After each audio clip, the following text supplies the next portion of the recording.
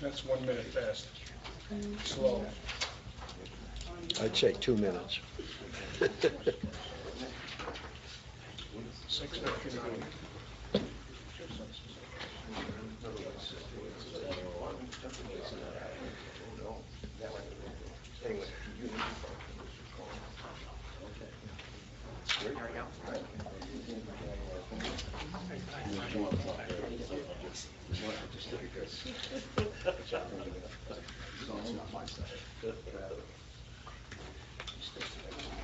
Okay. Meeting called to order. Holmdel Zoning Board. Go ahead, Francine. In accordance with the Open Public Meetings Act, NJSA 10-410, and the regulations governing remote meetings, NJAC 539 1.5, I hereby announce that adequate notice and electronic notice of this meeting was provided in a notice dated January 14th, 2023, that was sent to the Asbury Park Press, Two River Times, posted on the bulletin board and on the main access door to Town Hall, filed in the clerk's office, and posted on the township's website, www.holmdeltownship.com. Roll call, please. Mr. Evangelopoulos? Here. Dr. Blumenthal? Here. Mr. Burkle? Here. Ms. Campus? Here. Dr. Lateef? Here. Mr. Luciani? Here. Ms. Gerhart? Here. Mr. Giampolo? Mr. Giampolo is absent. Dr. Shaw? Dr. Shaw is absent. Okay, can we stand for the Pledge of Allegiance and then remain standing for a moment of silence for our military and police first responders? Francine, lead us. Allegiance to the flag of the United States of America and to the republic for which it stands, one nation, under God, indivisible, with liberty and justice for all.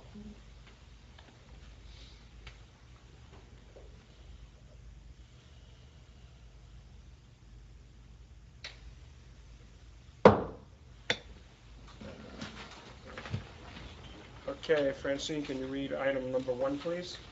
Public hearing, zoning board A 2023-2. Bay Shore Medical Center, 727 North Beer Street, Block 36, lots 24, 35.01, 36, 37, 38.01, and 38.02.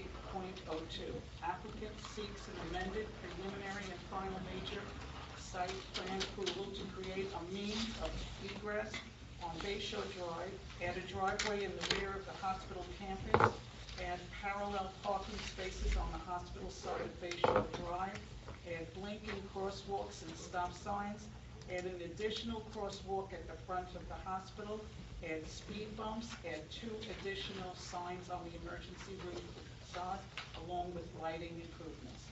Thank you. Before you get started, I'd just like our engineer to give us a brief reason for the variances, and then we can Start with, make sure everything's in order with escrows and notices, and any conflicts, or starting us off. Okay. Does any board members feel they have a conflict here? I know that Dr. Shaw, you don't want to. Sure. Do you have a conflict you believe on this? Sure. So I'm a practicing oral surgeon. I'm actually applying for privileges at Bay Shore for participating in the clinical activities there. So I spoke to Mr. Flieger earlier, and it's the best that I, recuse myself from this meeting. So. Any other conflicts you're aware of, Councilor? No. Okay, so Dr. Shaw will recuse himself abundance of caution. Okay. Thank you. Okay, Robert. Thank you, Mr. Chairman. The first waiver that's being requested here, according to our letter of March 31st, is for exceeding maximum lot coverage percentage. Current coverage is 65.1%. They're proposing an additional 750 square feet of impervious, which would take it to 65.2%. It's a 0.1% increase. The allowable is 60%. The remaining variances are pre-existing conditions. Lot frontage required is 300, provided is 200.26. The side yard setback required is 107.7, provided is 32.88. Maximum building height permitted is 60 feet, existing is 71.8 feet. Buffer required within the medical zone required 137.7 feet, provided is 23.2 feet. FAR, floor area ratio in the M zone, is 0.2. Their existing is 0.26. We also have a couple of variances associated with proposed signage. They're proposing an emergency sign at the top of the parapet wall, where the uppermost part of an attached wall sign may be no higher than the base of the second floor window, or approximately 15 feet, whichever is lower. The new emergency sign, as I said, will be up at the top of the parapet wall of the 5-story building. Section 3930-96.2B1, number of signs permitted on the wall. 2 are permitted, where 11 are proposed, including a new emergency and main entrance signs, and 9 that were previously approved. Section 30.962B1, wall sign area. Aggregate area of signage shall not exceed 100 square feet. New emergency and main entrance wall signage will increase the aggregate sign area above 100 square feet. Thank you. Mr. Chairman, John Junko, Giordano, Helen, and Cecil appearing on behalf of the applicant. Do you have a red light there on your mic? Yes. Okay, go ahead. And anyway, this is an application to basically add a driveway at the rear of the hospital campus, add parallel parking spaces on the hospital side of Bayshore Drive, add crosswalks and stop signs, add an additional crosswalk at the front of the hospital, add speed bumps, 2 additional wall-mounted directional signs, 1 for the emergency room, 1 on the main entrance, and at the main entrance will be a freestanding sign, and replace sign faces for existing signs to better direct traffic and pedestrians, add lighting improvements to the property, and add additional directional signs.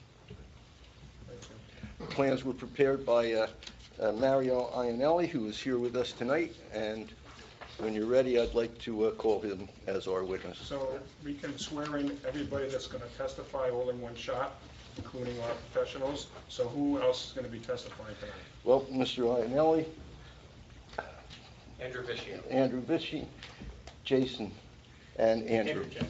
Mr. Chairman, I did submit a proof of notice and service to joining property owners. But it's been approved already by the board secretary. Okay. Okay, Martin? So, and our professionals too, if everybody raises the right hand, does everyone swear to tell the whole truth, nothing but the truth, so help you God?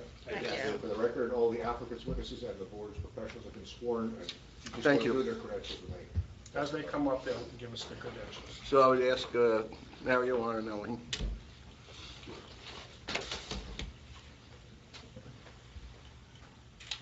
Where's the best place to settle here?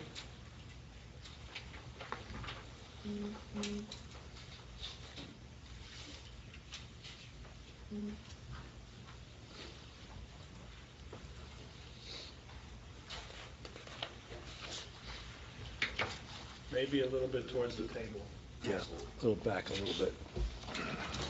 just about where you put the pile of signs, Oh, back there. Because she has to look from that angle. I've got it. I can see great, but she can't. Francine, so you can speak up. Can you see if it's there? Yeah, Okay. that's better. Just need two by side.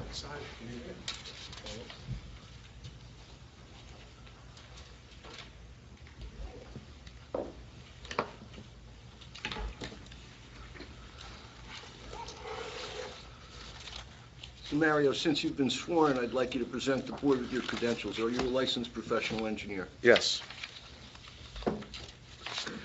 Give me a moment. My name is Mario Iannelli. I'm the manager of land development services with Dewberry. I've been a licensed civil engineer since 1999. I received my bachelor's degree from NJIT in civil engineering. I received my master's degree in civil engineering in 2001. My license is in good standing. And I've appeared in front of numerous boards. It's getting kind of sad when you think back. It's hard to remember what boards you've been in front of. But I don't recall being here before, but I know I have been in front of at least dozens of boards throughout the state of New Jersey, if not hundreds. Mario, do you prepare other applications for medical facilities? Absolutely. Our clientele, we do a little bit of everything. I do a lot of industrial, but we also do a tremendous amount of healthcare.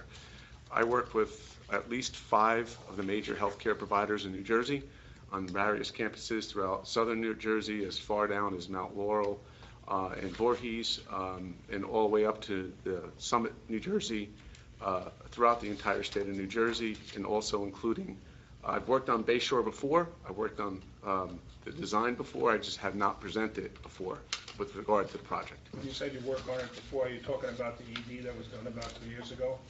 Yes. So you were a part of that project? We worked on it, yes, I was part of that project. Okay. I'm offering Mr. Ionelli, he's an expert in the field of civil engineering. Does any board members have any questions for the professional? Okay, accepted. Mario, do you or others under your direction prepare the plans and exhibits that you're going to present to the board this evening? Yes. And in that regard, can you just give a quick description of the existing campus and then describe some of the prior improvements? Sure. I'm going to put, all the boards I have, but 2 were submitted with the plans. I have 2 aerials. You want me to mark them, please? Yeah. Yes. I did put stickers there for you. Oh, there you go.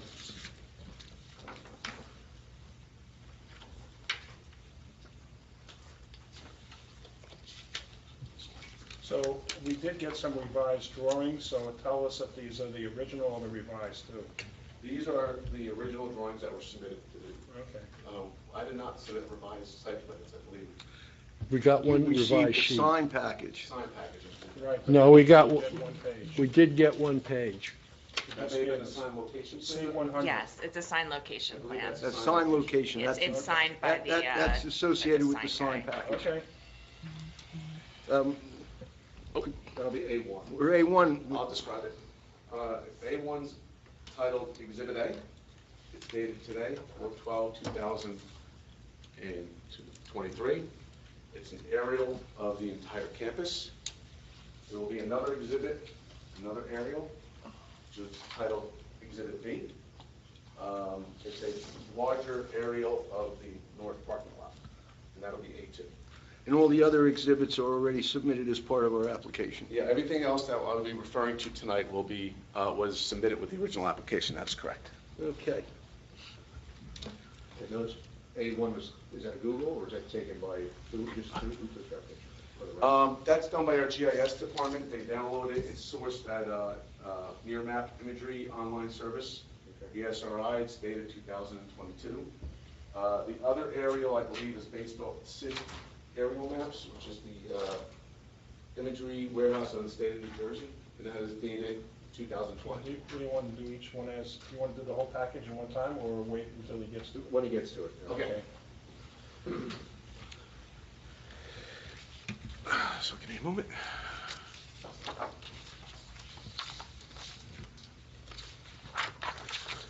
Okay, so the project received approval in 2019 for a preliminary final site plan. I'm going to have to stand up for some of this. You're going to have to keep the mic nearby too. Because, You can use here. Oh, jeez. yeah, we have our Facebook people that are out there, so we can hear. Okay, so I'm going to have to flip through the glasses here. So I'm going to refer to A1. In 2019, the project received approval to basically reverse the ED. The ED used to be in the rear. It gone to the south side of the site, and then the north side of the site became the main campus. It constructed a driveway that went around. There's also a doctor's lot here that basically we refer to this area here as driveway A. Coming off of Bayshore Drive, we refer to the line, the driveway coming down the center as driveway B, and then there's a driveway C that bisects the rear or north parking lot. The improvements that were done were basically, there was the majority of the improvements occurred, I would say, to the south of the far parking lot to the north. That parking lot was existing, and if you recall, there used to be a helipad there, and that was reconfigured, and the parking used to move in an east-westerly direction. The proposed improvements where we constructed the parking lot, actually constructed them on a north-south facing the hospital. The improvements, that's really a summary of the overall improvements that were done. There was a lot more detail, obviously, but just in general. And the focus of this application is really the lot and the north lot. I'll refer to it as the north lot. The north lot, we're really focusing in that area to go through a number of improvements that a traffic engineer will touch upon a little more than I will. But I'll just highlight the locations and what we're trying to achieve.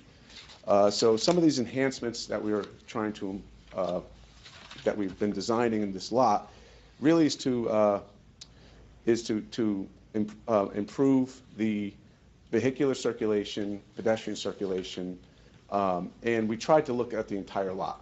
So basically, our charge was to look at the lot and try to put in enhancements to try and negotiate the difference between the vehicular movement, crosswalks, lighting, and also to try to alleviate some of the traffic.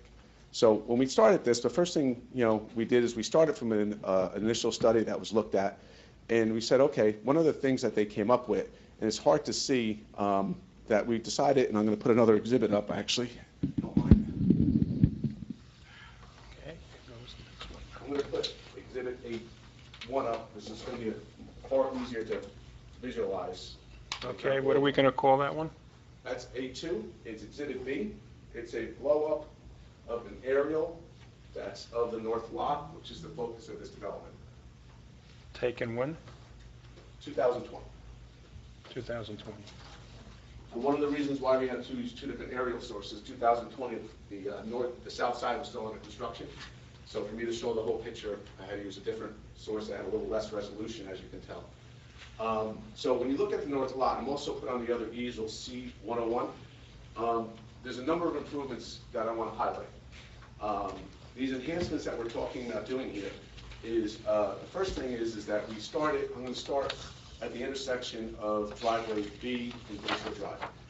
There's currently a 2-way stop, and we're proposing to make it a 3-way stop. You'll hear a little bit more about that from the traffic engineer.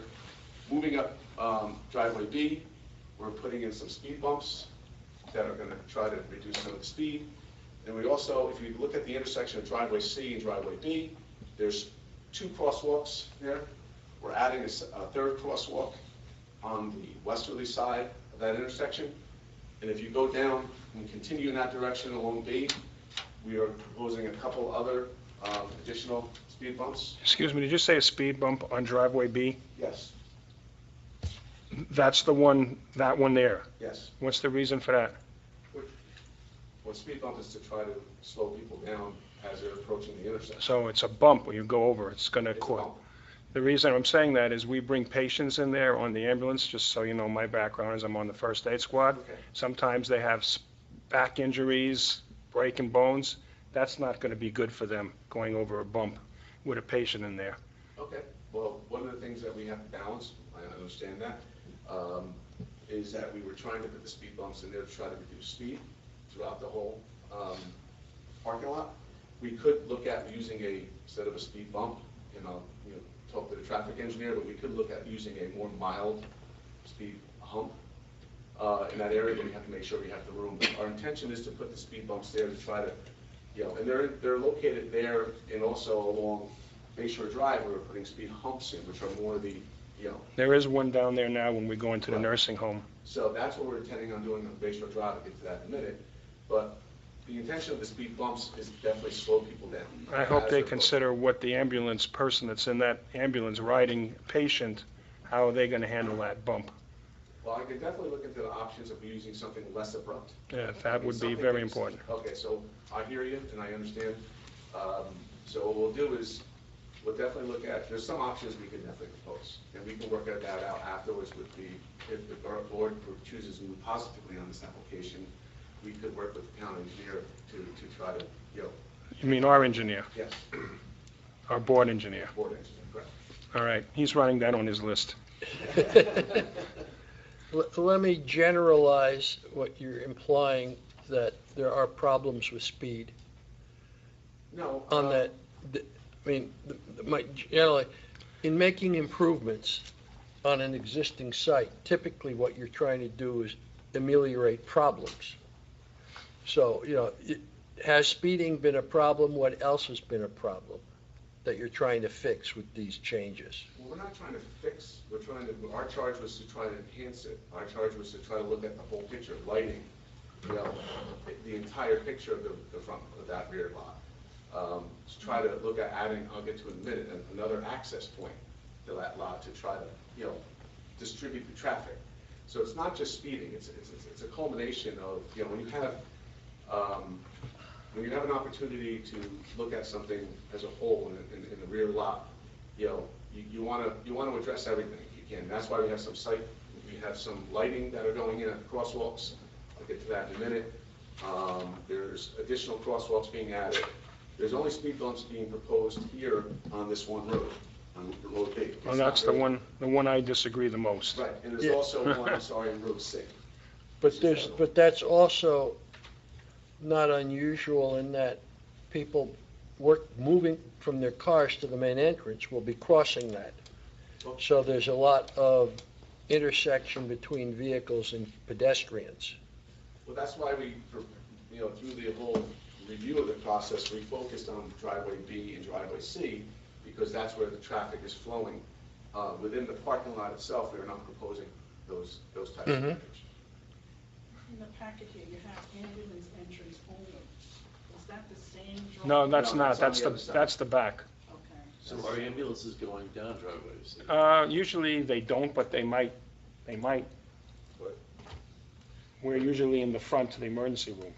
driveway C, this one here, I would say, I could see driveway B, but driveway C here is really a connection between the. No, I don't have a problem with that one. Yeah. But driveway C, right, is it C? Or C is this one here. And B, so driveway B does Right. have ambulances access. No, not really. The ambulance bays are in the front, actually in the side in the front. So we don't really go back there, but there are companies that are bringing patients that, for some reason, are coming outpatients, they're being brought by mobile buses and things, so those are the people that are gonna feel those bumps. And that's why we. They're not considered ambulances? Well, they're different. They're patient from bringing them from home or from somewhere, a private ambulance. We're coming in the other side for emergencies. It's two different things. Okay, so you don't, for the emergency? No, we don't go ambulance- down that way. Okay. That's the old way. So this would be patients coming in for scheduled visits. or Outpatients, tests or- outpatients are in the back. Right? Yes. How about speed tables as opposed to a bumper hump? Well, we can look into that. Speed tables are the flat table that goes up. Obviously, we can look into that, because these speeds are, the speeds in the parking lot should be slow, so the speed hump or bump, whatever we decide to do, will just add to that benefit. So, we're open to that, absolutely, and that's what we're saying, especially on driveway B, we will definitely work with the engineer to see if we can, locate them in a location that's satisfactory, and we can change the configuration so we can stop that abruptness the chairman is worried about. So let me ask you something. Has the staff of the hospital said to you that that's an issue, that they're speeding, that there's somebody that got hurt, or some other reason other than what you stated? I'm not aware of any staff members mentioning to me anything. I have not heard anything. Was there an incident? I mean, there's the parking lot itself, I believe, had an incident in it. I'm not familiar with it. No, usually they want to do something because something happened and they're trying to That's right. slow things down. Yep. I think that was the initial comment that Mr. Ionelli made, is they're trying to slow the traffic in those areas. Yeah, that's my question. Yeah, why do you Why? need to do this? I mean, do you have a problem now? What's Well, the issue? it's not as a problem, when you're asked to look at a parking lot, especially half of this was an existing parking lot that was remaining. I say, okay, how do we make it better? How do we make the lighting better? How do we make the crosswalks better? It's looking at the entire parking lot holistically. How do we alleviate some of the traffic by maybe putting a second driveway in, by making it bypass it? Putting speed bumps is very common in a drive that's, connecting parking. That's not something that is generated necessarily by a particular situation. It's just common practice. Now, when you add them, yeah, I think you need to think about the things the chairman just mentioned about, the sensitivity of what the operation is. Is it ambulance, bringing people that are of weakened condition or in compromised condition? You want to make sure you're thinking about that too, because it's a balance between, addressing what you're trying to do in enhancements and also to try and address, the discomfort. Like you said, somebody coming with a back injury, you don't want to hit it abrupt, And going for an MRI or something, or X-ray, and they're even in their own family car, and they, boom, right on the bump all of a sudden. Right, So I don't see no purpose in having that there. so that's why we just said that we agree that we look at the need, to reduce the abruptness of it and use a more mild approach. Now, I know in the Common Shopping Center, they switched over to a mild one, what I would consider mild, which became the crosswalk also at the same time. So right where the crosswalk is, it actually goes up a little and goes back down. I'm sure all of us are familiar with that. And that one isn't as abrupt as what I'm envisioning, a bump. The only issue in this particular case, you're looking at like a single crosswalk sometimes when that happens, but when you have it at an intersection, you have three, we're gonna have 3 crosswalks at this intersection now, and you would almost have to raise that entire intersection. There's drainage to take into consideration, and that's why we're trying to introduce these speed bumps, as you're referring to, before the stop sign, because this intersection here between B and C is a 3-way stop, right? So that 3-way stop is, everybody's supposed to come to a stop. It's signed that way. Actually, it's the stop sign's blinking. So we're actually, doing a step further to try to, slow them down. And some of the other things that we are doing is that we're putting in, the collapsible, on the collapsible barriers along the double yellow to make sure people are not cutting that corner, faster. There's things that we looked at to try and, this, to me, what we're doing here is above and beyond. This is like, if you go in with this parking lot, if you guys choose to approve this, is really above and beyond what we've done in almost every other parking lot I've worked on. I mean, with the lighting, with the blinking lights, with the speed humps or bumps, with the use of blinking crosswalk that's going to go in the parking lot. It's really, and then also to top it all off, to add that secondary access. And I want to get to that in a minute. As we go around, we are proposing that secondary access right here. I'm referring to A2, which is the northwest corner, because that would then eliminate the need for people in this back lot to drive through driveway C or 100%. through, so that would actually alleviate some of that traffic. So again, when you say, when we're looking at this, it's really a holistic look of the entire parking lot, and to try to integrate some enhancements to that lot that wasn't improved for the most part for the original application. Does that make sense? Right. What you're saying is going to be stop signs there. Wouldn't a stop sign encourage somebody to go slower already, so we're slowing them down because, you're coming to a stop sign? I'm just looking at a need as opposed to an enhancement. If you told me they've got people that are almost getting run over there, or there's a lot of problems, that's a need. Well, no, I think you're just getting an interface there between the crosswalks. Well, if I may interrupt for a second. Clearly, the hospital is concerned about the traffic. They're concerned about speed. It is overall an issue. There was a serious accident there. The hospital now looked at that and asked Mario and his firm to look at the overall situation. I have Frank Tremblis from HMH here right now, and I would proffer that he would testify that one of the motivating factors, in addition to getting any system where you just go through a major $40–50 million addition, there's a few tweaks that have to come after that, and that's what this is starting to do.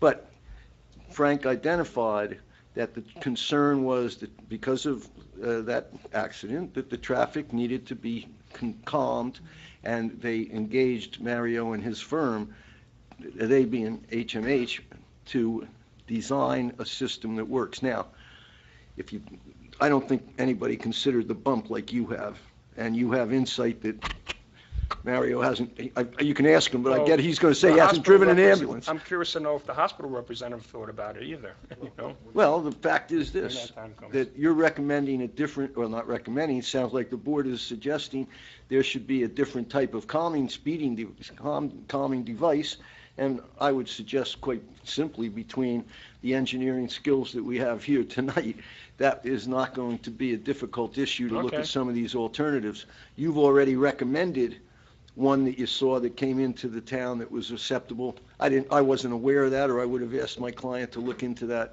first. However, we can certainly amend that. I'll Okay. give you another suggestion. And this, I'm thinking of the intersection at Telegraph Hill in South Holland, where not that long ago, it turned into a four-way stop because it had been dangerous with numerous accidents. So, and it's the big red stop sign each direction, blinking lights around it. And before you get to the stop line, there are what I'll call some rumble strips.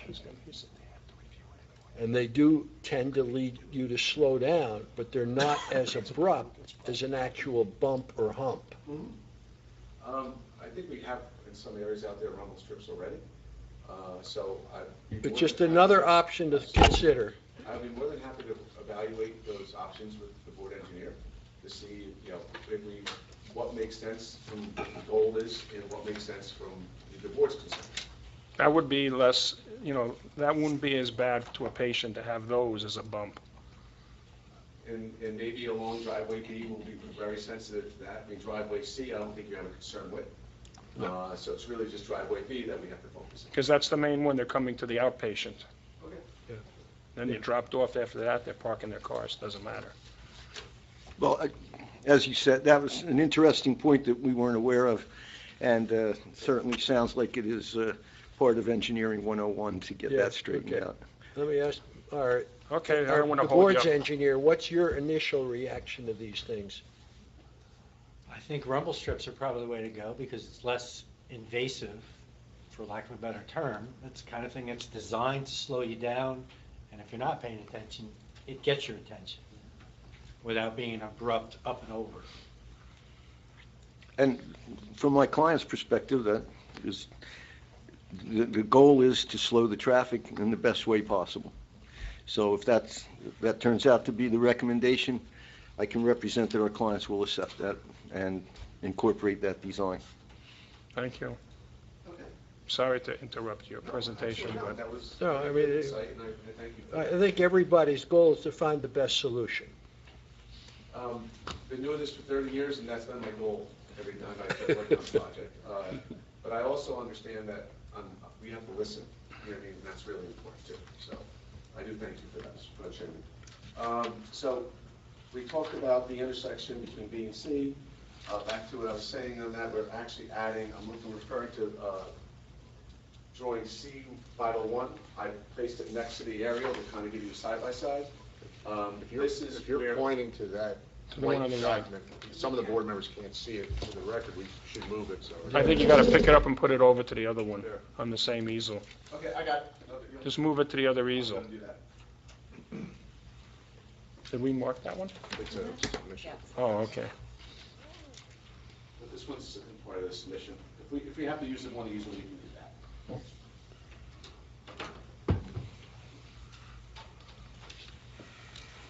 That's what I can do. So, like I was saying, back to that intersection, we have, can you see this now? Yeah, do you want us to move them right in the middle, because there's really not anyone in the audience, that I don't think that's... Well, you know, We have realistic. one audience member now.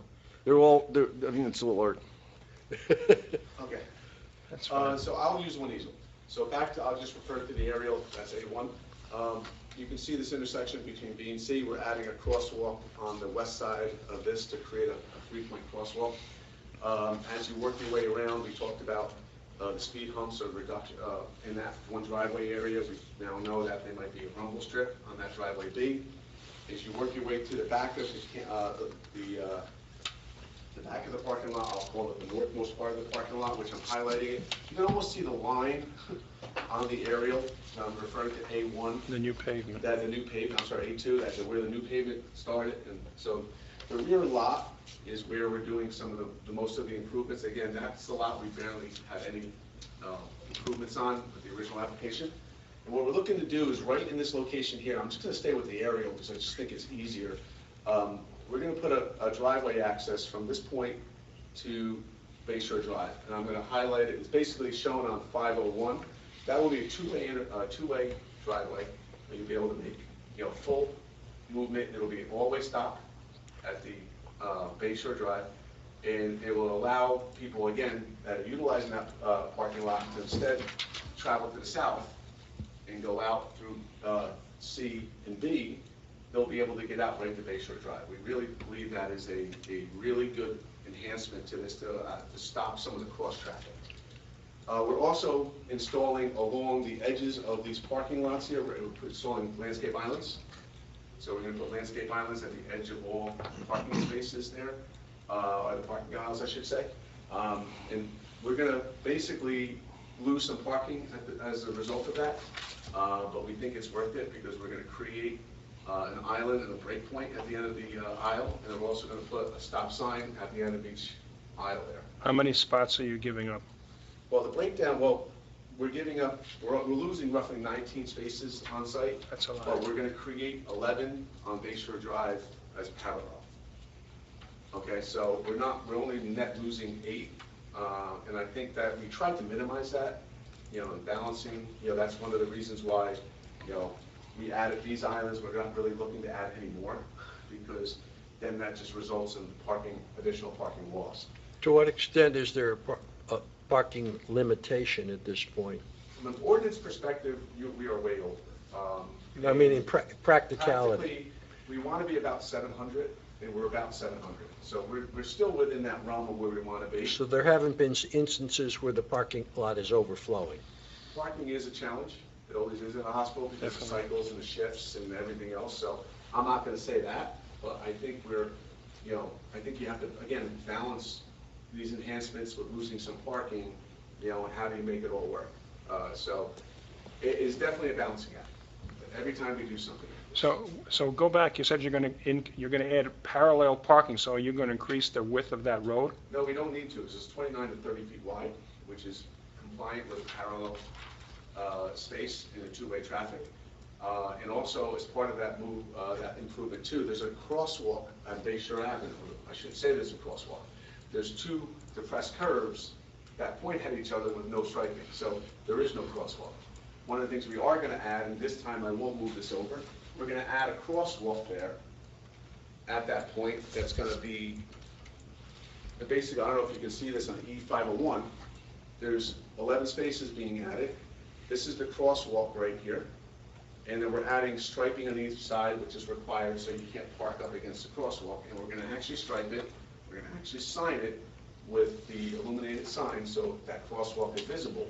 And we're actually adding 2 speed humps on either side of that crosswalk. So the parking will be on the hospital side. There's a sidewalk there ready to facilitate pedestrian.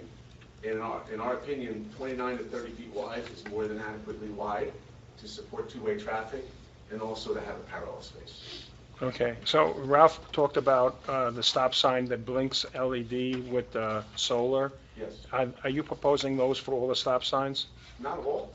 Not all. That Why would not? be- Well, I think sometimes you can overdo it. I mean, you can imagine a parking lot with all the stop signs blinking and. I don't see anything wrong with We that. could consider that, but I think at some point, you're gonna have a crosswalk here that's going down again back to the aerial. That crosswalk is gonna have blinking lights at every.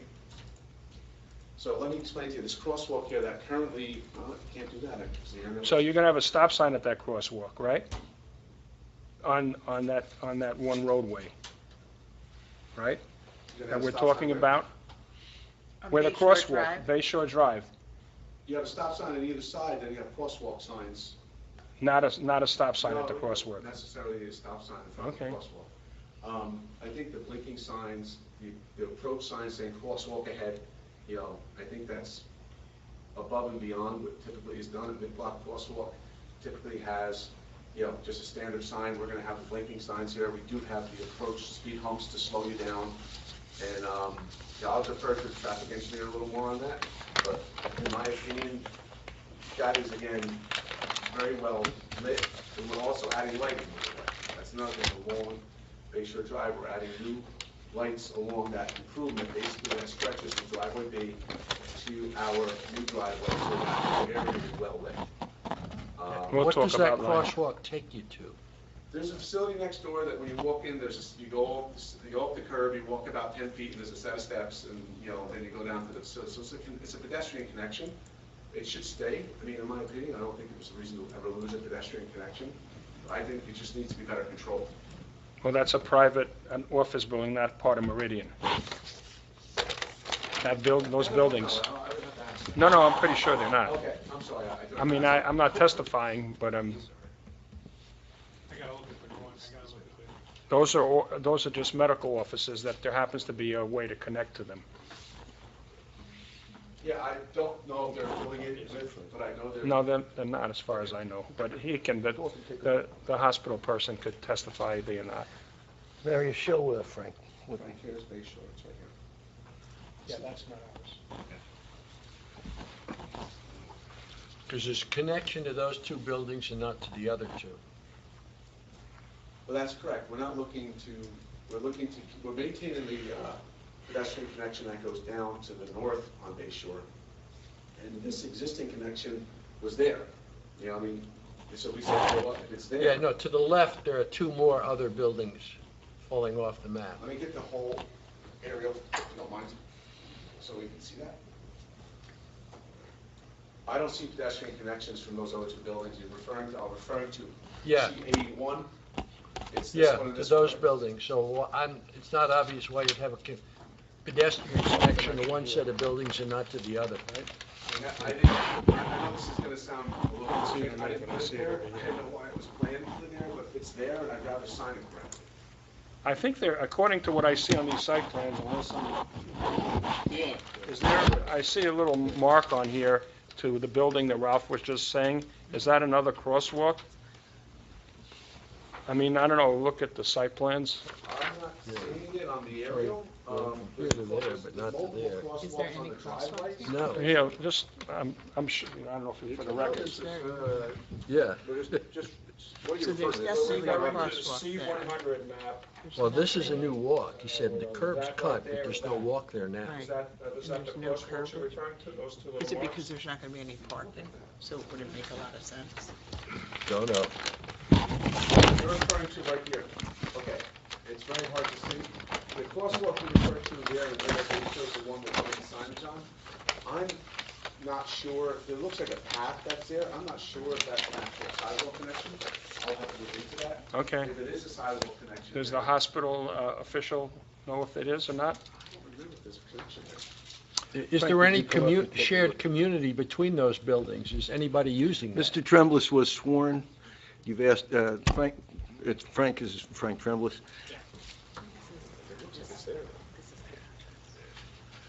You like connectivity, but it's got to be something that's going to get used. There's stairs or something. They're doctor's offices. There is a sidewalk there that I was unaware of. Okay, so you'll treat that as a crosswalk too then? Well,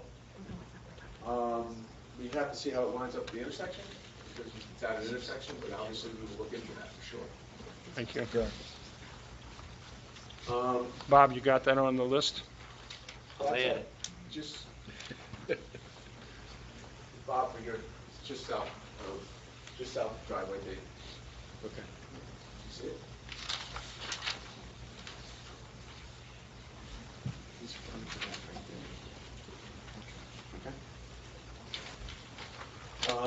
So, back to the list of improvements.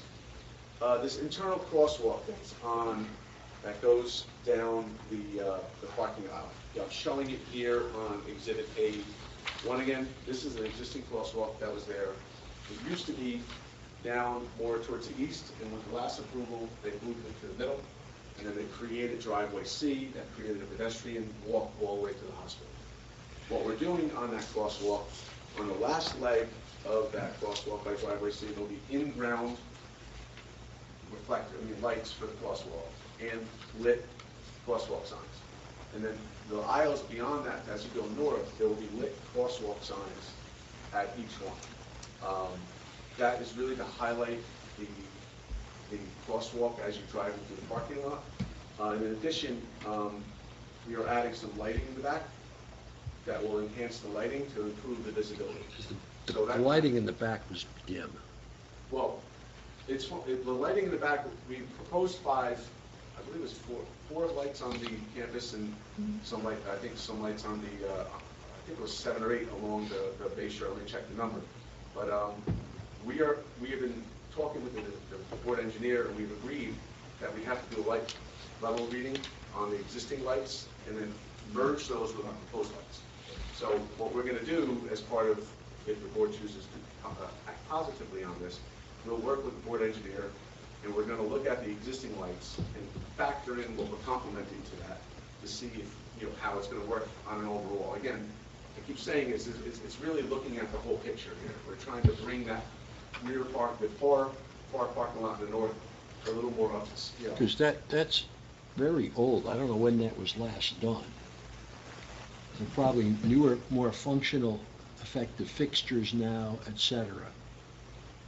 Well, we'll work with them, because I know some of the fixtures out there have been upgraded to LED. I know some of them are working better, but I know there are some dark spots, and that's why we propose some lighting.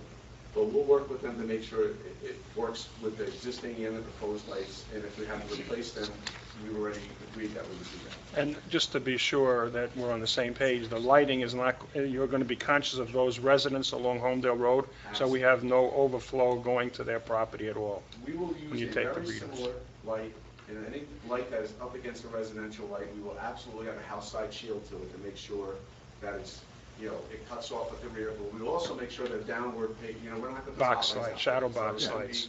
we're going to make sure they're downward shooting, you don't see the hot spot, you're going to see the glow, but you're not going to see the hot spot of the light. Okay. Not to go back to the crosswalks. Sure. But if those buildings across Bay Shore Drive have nothing to do with by putting crosswalks in. Yeah, but by putting crosswalks in, are you encouraging people to park in those parking lots of those medical buildings across the way? Because if they really have nothing to do with the hospital, why would be people crossing Bay Shore Drive? In talking to the hospital representative, they're not affiliated, but I'll be honest with you, I would always want to promote pedestrian movement. People are going to move and go where they're going to go. If we could put the proper mid-block crosswalk with the proper signage, I'd rather have that control measure with the right signage. Just my opinion. I mean, we should encourage people, if they're going to walk, we should give them a place to walk. You should have a sidewalk and a crosswalk. But, even if they're not affiliated, somebody's going to use it. It's there. We might as well make sure it at least is more. And it's also medical use. But, I hate to, encouraging people to think park across the street and increase pedestrian traffic going across Bay Shore Drive. The hospital has its own lot, which is really, in my opinion, safer for pedestrians. Yeah, or medical offices. But some of those doctors might have hospital Privileges, of course they do. There's a crosswalk there already. It's like the old beaten path. I don't know, it's that, when the beaten path gets developed, that's probably where the sidewalk should have went. And so I would not recommend, we look into it, but I would never recommend eliminating pedestrian crossing and the proper signage in it. Francine, I would also note that, that they are a private property owner over there, and if they see that hospital employees are parking on their property, I don't think they'd be too happy. So, I would imagine it would be a police, they would, that lot would police that as well. Thank you. I have a question back on the driveway. I was holding it in my mind, but I don't want to forget it.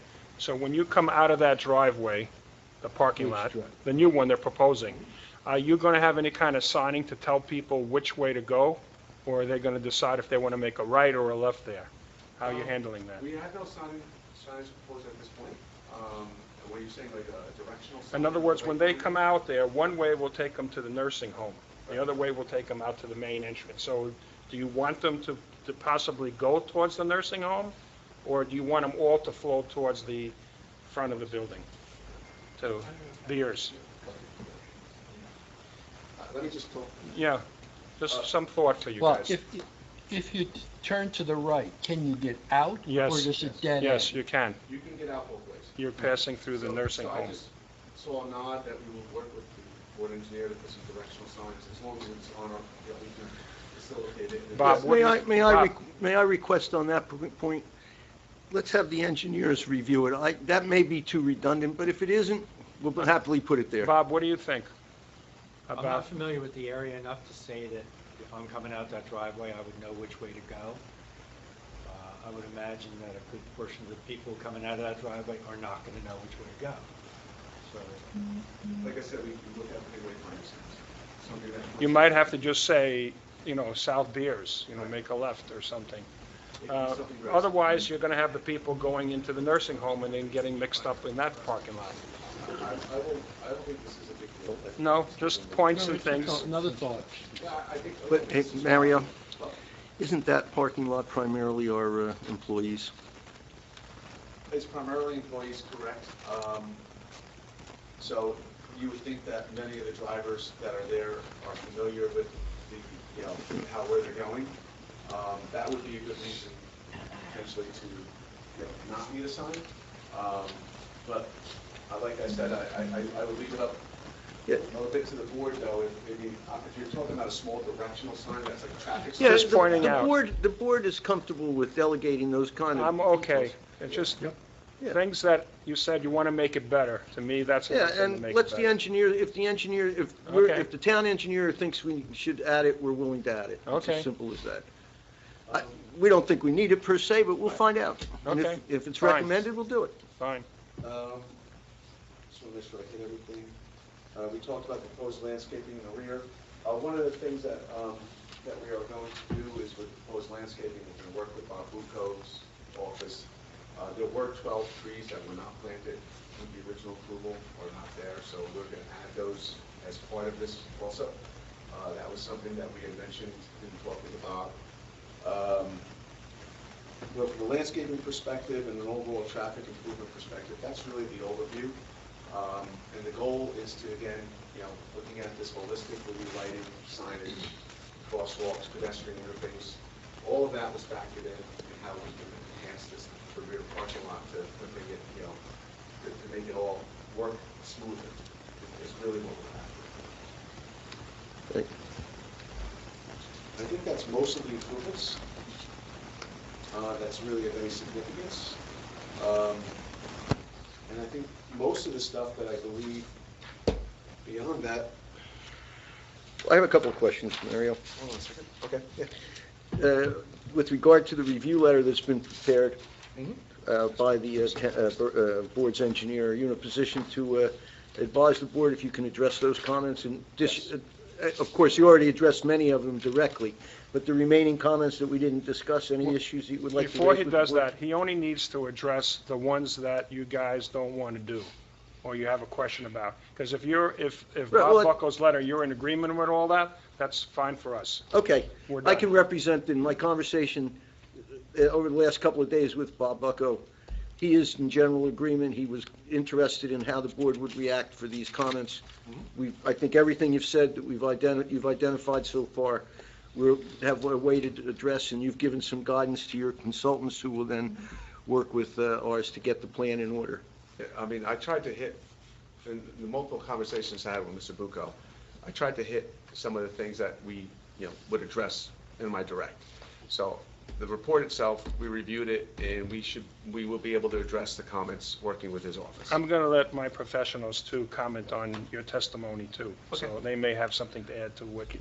Well, at this point, I would just like to bring to the board's attention, the other information that I'm going to ask Mario to come back for is for the location of the proposed new signs, which I'd like to do at the same time that we put our sign expert up.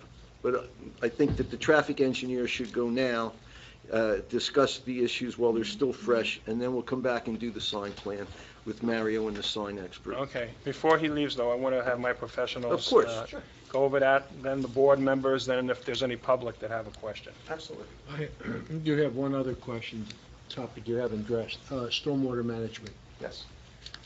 We are increasing 750 square feet. And how are you ameliorating that? There's Right now, we have proposed to look at putting a section of porous pavement in, but obviously we have to look at testing. I was talking with Mr. Bucco about how do you, maybe, when we do the testing, how we can do it, and he's like, maybe we can put a rain garden in. We were looking at ideas, we were literally talking about a very small area of an increase in impervious coverage. So I'm confident that between either using the porous pavement if the soils turn out to be adequate, or some kind of rain garden or something like that to address that 750 square feet, I'm sure we can do that. Okay, but your intent is to do so, but you don't have a final plan for that yet? No, because I can't dig a hole in the existing parking lot to see what the pavement, the subsurface is. So we have to peel this apart little by little, but we will address it for sure. Right. Bob, you have that on your notes? Yes. Okay, thank you. Okay, let our two professionals comment on your testimony. The only question I had was regarding these parking lot lights for the crosswalks that are continuously flashing. And you may have mentioned it. Are they solar powered, or are they hooked up to the grid? The ones in the the pavement is powered. That's all I have, Mr. Chairman. Okay, planner?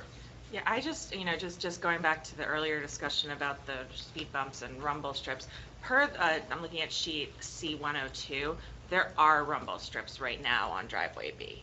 So, I think I know that was discussed as one of the options, but I don't know if that was specifically mentioned in testimony. I had mentioned that there were rumble strips out there already. Okay. And so that's why they're in the exact locations, yeah. they're not in the same locations we're proposing, that is correct. I think they're in a slightly different location, I believe. No, it says replace. Oh, okay. Yeah, so that's, at least a few of them, replace existing rumble strips with speed bumps. Okay.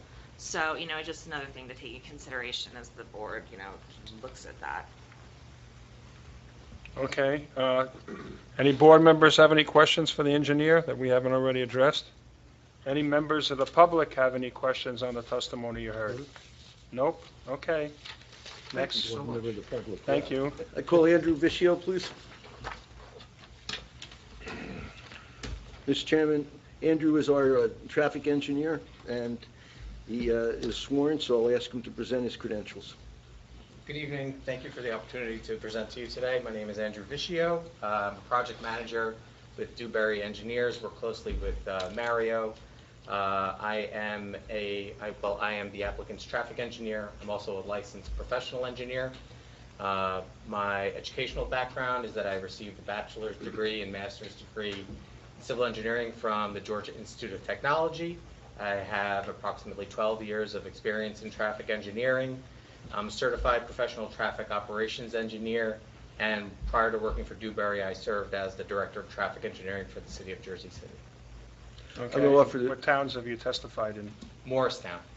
That's it? Correct. Okay.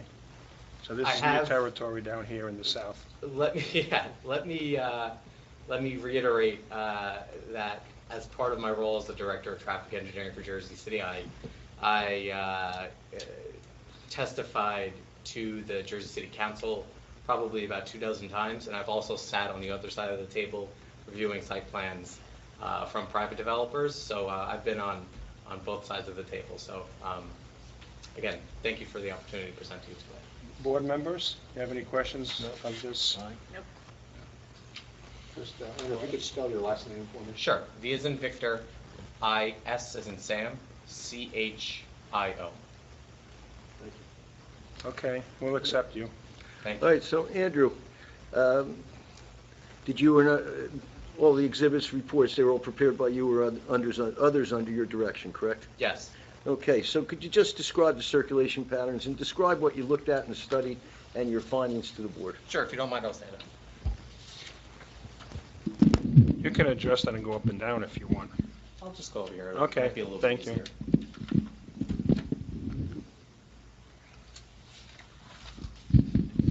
So I'm referring to Exhibit A1. Circulation within the Bayshore Medical Center campus is facilitated via Bayshore Drive. It runs in a north-south direction. In Exhibit A1, it runs from the left of the page to the right of the page. Bayshore Drive intersects North Beers Street at 2 points where Bayshore Drive operates under stop control at both locations. Bayshore Drive is approximately 30 feet wide, curb to curb, provides one travel lane in each direction, separated by a double yellow line, and there is a 10-mile-per-hour speed limit sign located proximate to the Bayshore Healthcare Center. Bayshore Drive provides access to surface lots, the largest of which is the subject of today's application, sometimes referred to as the employee parking lot, previously referred to as the north lot. I'll be referring to it as the employee parking lot just for consistency.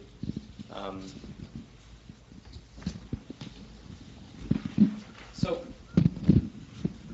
I'm going to start talking about some of the intersections on the site. The employee parking lot is accessed via driveway B, which runs from the top of the page to the bottom of the page here in an east-west direction. Intersects driveway C. Driveway C connects to the parking field, which is the subject of today's application. Driveway B and driveway C operate under always stop control. There are crosswalks on the northerly leg and easterly leg, not on the westerly leg right now. Driveway B intersects Bayshore Drive. The southbound approach of Bayshore Drive operates under stop control at this intersection. The northbound approach of Bayshore Drive does not operate under stop control currently. I'll talk about that a little bit more in the future. And driveway B's approach to Bayshore Drive operates under stop control. As Mario previously testified to, there are existing pedestrian ramps mid-block between the facility to the west and the parking field to the east. We'll be enhancing that. And a continuous sidewalk is provided along the easterly side of Bayshore Drive from the southerly connection of North Beer Street to the facility to the north of the subject parking lot. So at this point, I'll start talking about the proposed enhancements to the site. At the intersection of driveway B and driveway C, there's a desire line here that is not accommodated by the existing crosswalks. If you park in the westerly portion of the parking field, pedestrians currently have to traverse 2 crosswalks to cross driveway B. They have to traverse the northerly crosswalk and the easterly crosswalk. In the proposed condition, we would be adding a crosswalk across the westerly leg, preventing an unnecessarily and circuitous route for pedestrians. A new parking lot access point is proposed. So we are, as a whole, looking to optimize vehicular and traffic flow. So with the improvement at the intersection of driveway B and driveway C, we're optimizing pedestrian flow. With the proposed new access point from the parking field to Bayshore Drive, we're optimizing traffic flow, and we also have the secondary benefit of removing a significant number of vehicles that traverse along driveway B, where there's a high concentration of pedestrian volume. So you are eliminating potential conflict points by reducing the amount of traffic, vehicular traffic that travels along driveway B. This new intersection of I'll call it the new driveway with Bayshore Drive would operate under always stop control, consistent with the existing intersection of driveway B and Bayshore Drive. I'm going to get to that point right now. So the intersection of driveway B with Bayshore Drive, having the northbound vehicles operate under stop control will have several benefits. It will slow down right turns from northbound Bayshore Drive to driveway B. It will also force those right-turning vehicles to yield to pedestrians who use this crosswalk. And thirdly, it will eliminate the potential for drivers exiting driveway B to operate under the assumption that vehicles traveling northbound on Bayshore Drive have to stop. Right now, the vast majority of vehicles traveling northbound on Bayshore Drive, I'm sure many of us are familiar with it, make the right turn onto driveway B. So when there is an occasional through movement at that intersection, vehicles exiting driveway B might not be anticipating that. So having the entire intersection operate on under stop control is more conventional, and it's a better operation for this intersection.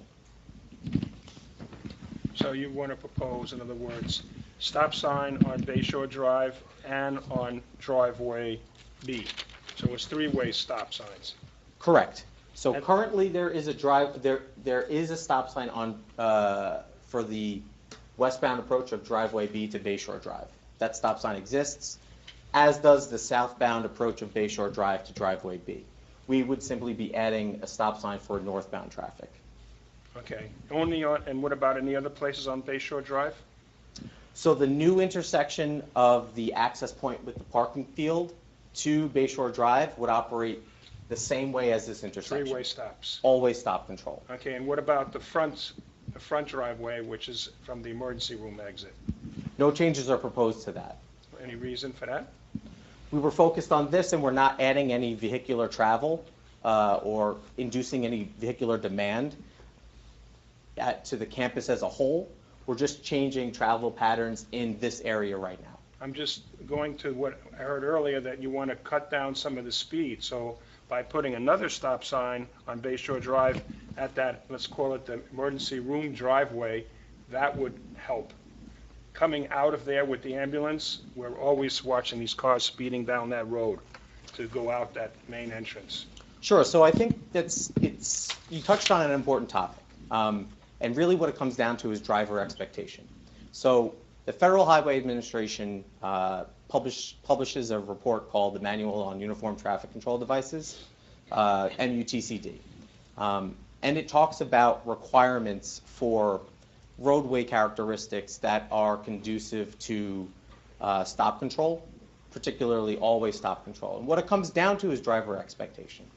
So the reason why the intersection of driveway B and Bayshore Drive works well as an always stop control is because the volumes are somewhat equal because of the size of this parking field, because of the main entrance, because of the valet. The volumes traveling along Bayshore Drive and exiting driveway B are comparable. Sometimes, during some portions of the day, there are more vehicles exiting driveway B than there are traveling on Bayshore Drive. The parking field that you're speaking to, the physician's lot, the emergency lot, much smaller than the parking field that we're talking about today. So it's reasonable for a motorist, and they currently do understand and expect to have to stop at this intersection. The same motorists would be traversing the new intersection, and it would meet their expectation that the traffic control would be the same. The intersection that you're referring to now has less volume exiting it, so it's not that you want to see close to 50-50 on all the approaches for an always stop control, and that's just not the case for the physician's lot.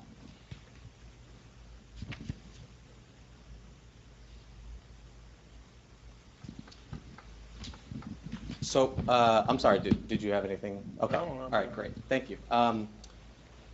Parking lot stop control. I'm going to move on to, I don't think we had to mark this as an exhibit, it's sheet C101.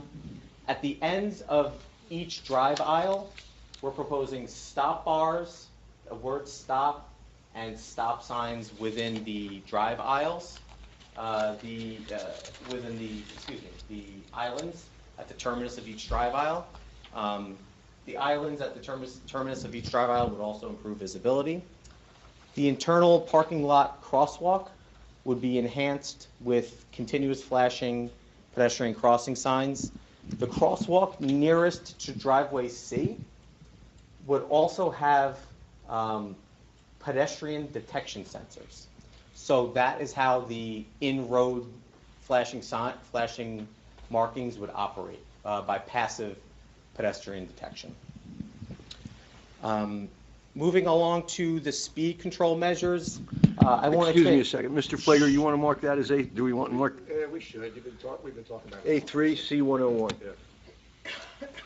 I know it's part of the plans, but. Great. So I won't spend too much on the speed control measures because there's been a lot of discussion on that, and we're going to be working with the board's engineer. As well as the mid-block crosswalk. Mario talked about that rather extensively. I just want to talk about the Bayshore Drive parking aisle now. We will be losing some parking spaces within the employee lot as previously testified to, and to help offset that, we're proposing on-street parallel parking spaces along Bayshore Drive. Now let me talk about the geometry of that. So the parking spaces themselves will be 8 feet wide by 25 feet long. 25 feet long is I would say rather generous, but it will be helpful, certainly beneficial for people, rather make it easier than harder. In addition to that, the travel lane adjacent to the parking lane will be 11 feet wide, and the opposing travel lane between the curb and the double yellow will be 10 feet wide. And all of those dimensions meet the New Jersey DOT's roadway design manual and the manual on uniform traffic control devices. Which side are the parking spaces on Bayshore Drive? On the hospital side or across from? They're going to be on the hospital side, and I will also take this opportunity to note that there are no changes proposed. The sidewalk on the easterly side of Bayshore Drive is continuous, and no changes are proposed to that sidewalk.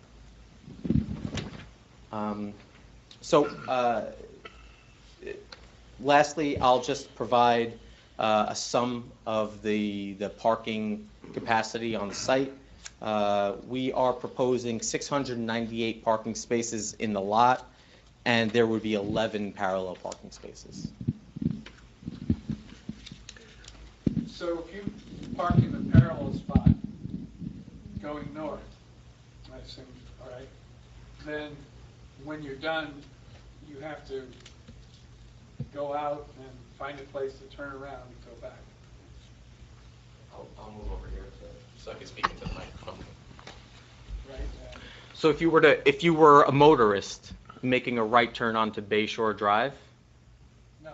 Oh, I'm sorry. You're parked on Bayshore Drive. In one of the new spots. Right. One of the new spots, right?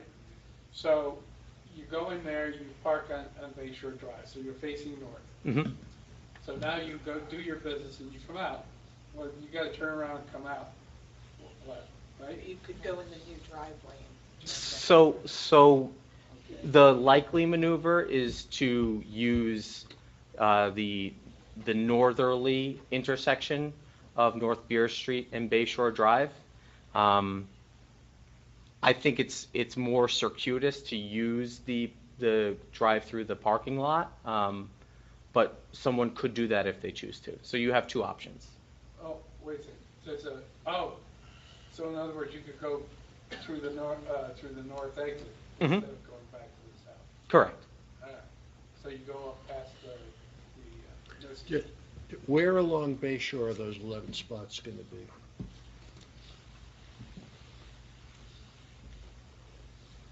I'll refer to Exhibit A1 right now. They would be roughly between driveway B and the new proposed access point.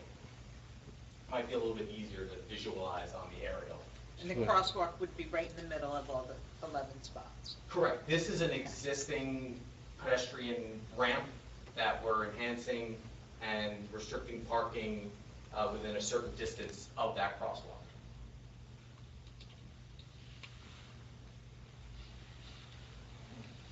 So Andrew, my last question for you is, based as a traffic engineer, are you satisfied that any available or identified negative impacts have been addressed by this proposal? I'm satisfied. Can I have my professionals comment on everything we talked about, all the questions we brought up, please? I did have a question. Are there no parking signs along Bayshore now? on either side? I don't know that, but we can look into that, and it's a good suggestion if there aren't. Because you'll probably need them on the southbound side, just to cover yourself. Thank you. And you said it's going to be a double yellow line down the center Correct. and dash yellow line at the driveway intersections. Correct. Any issues with sight distance coming out of those driveways? No, and that is even further mitigated by the fact that it's an all-way stop control. And the stop bar on the northbound Bayshore Drive before driveway B, that looks like it's a little further back from the intersection. Is that proper distance? So that stop bar in the southbound direction will be moved closer to the intersection than it is today. I'm looking at the proposed location. Southbound Bayshore Drive approaching driveway B? Northbound Bayshore Drive approaching driveway B. Oh, okay, northbound Bayshore Drive.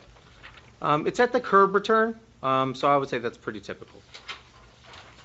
Okay. Does that provide the person who's stopping there enough sight distance for who may be coming out on Bayshore Drive? I'm sorry, driveway B?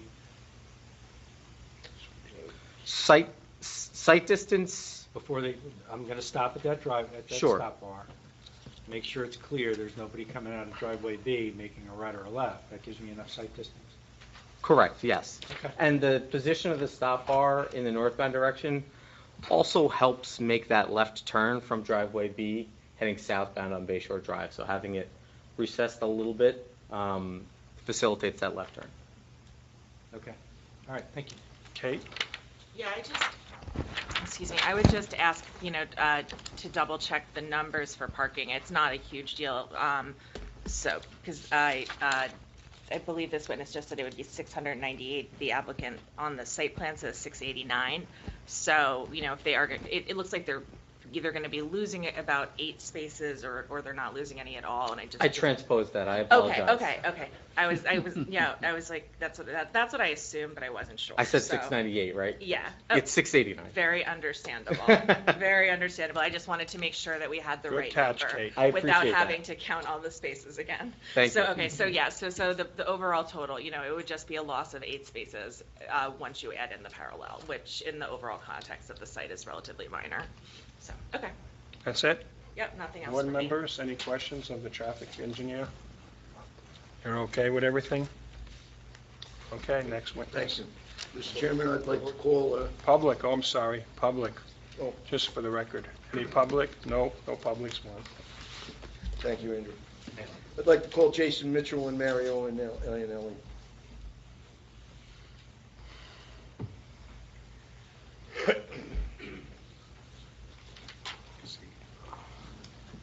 Hey, Mario's introduced himself already. Jason, could you just advise the board of your experience in signs? Sure, absolutely. My name is Jason Mitchell. I work for Permit Solutions. We've worked with Philadelphia Sign, the sign vendor here, for quite some time. I've been working in permit expediting for approximately 4.5 years. And you've had an opportunity to review the plans? Yes. And the proposed signage? That is correct. Okay. And that's your business, is designing signs and presenting them and... Yes, for, consulting with the sign companies to, present them. Exactly. So is that sign company for the Meridian?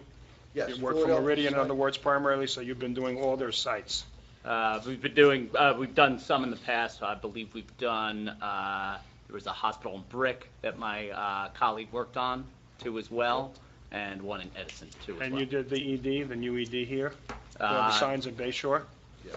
Yes, absolutely. You personally were involved with that? Well, the Philadelphia Sign was. Okay, your company. Yeah, Philadelphia Sign was the contractor that provided the signs for the... Okay, so not him personally, his company? Correct. He's a consultant to Right. Philadelphia Sign. That's correct. Okay. Any Not surprisingly, questions? they're based in Philadelphia, and they didn't have anybody who was able to come here tonight. That's all right. Any questions from the board? Okay, we accept your credentials. Thank you. So I would ask then that Jason and Mario walk through the signs, advise the board how they're, Mario will identify the locations, and Jason, if you could just explain the sign and then discuss its features.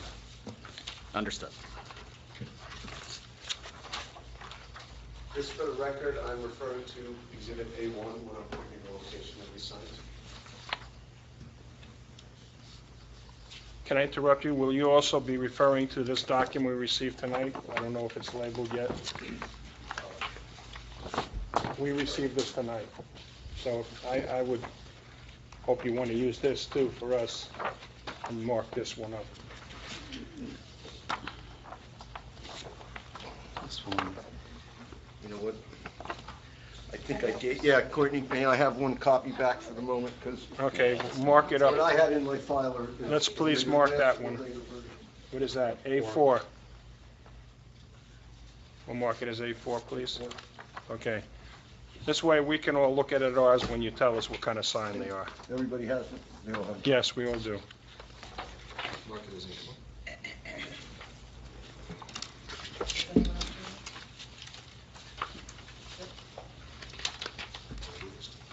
Yeah, we'll just use it, and then when you're done, give it to Courtney. Okay. Understood.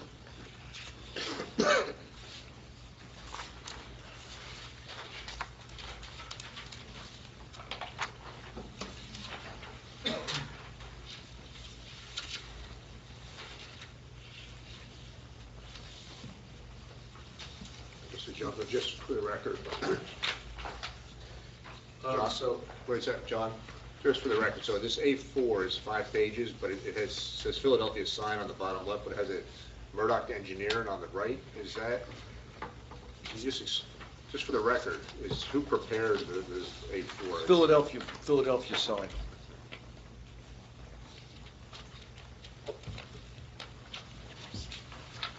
so I guess I'll point, how you want to go for this each time. Sure, yeah, yeah, So I'll start absolutely. with N01, which is located on the canopy by the north side of the building, I'm highlighting it from A1. Yes. Okay, wait a minute. N01, we don't seem to have that on the That color. was not on tonight, that was on last time. That's on another one? Yeah, this is Exhibit was And 1 and 2 were part of the original submission. N03. What? So the board has it, N01, and that was the first half of the exhibit, and that was submitted February 11th. This is the second half that was submitted as an exhibit tonight. I So got the it. board has it. N01. N01 was submitted with the application. Just to clarify for the board, and I will just, and I don't know, I don't mean to take away from your testimony, but I believe that the signs that were submitted today were prepared in addition in response to the comments in the board engineer's letter. Yes, and the first, it was on February 11th, N01 was submitted. It should be in the Yes, package. yeah. So that was the original signage. The two that are mentioned in my report and new other signage, which the applicant will testify to, was submitted in response to the board engineer's letter. So that's the reason for the two different sign packages and plans. Okay, so, do we have everything? Yep. Sorry about that.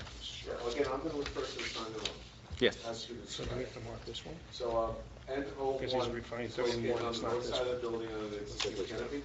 This is A4. Yes, Is that correct? that's correct. That's correct. That N01 would be one wall-mounted entrance sign. That's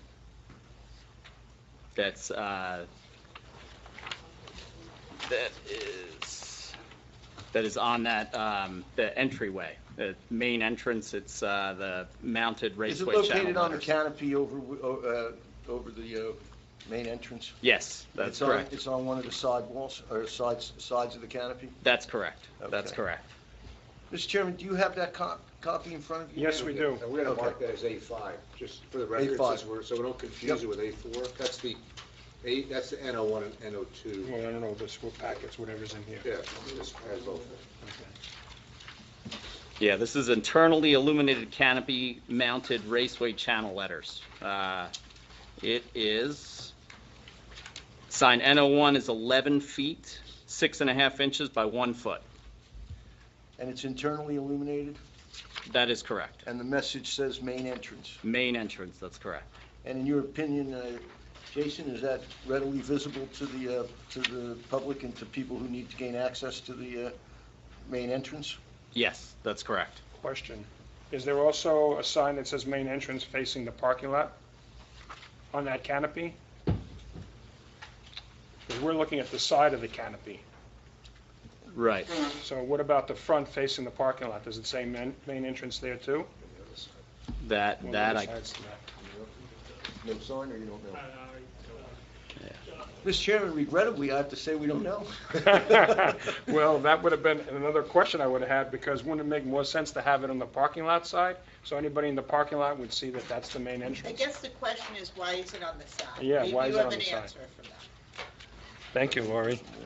Yeah, it promotes the visibility to direct patients and visitors to the entrance of the, where there is none right now. Right.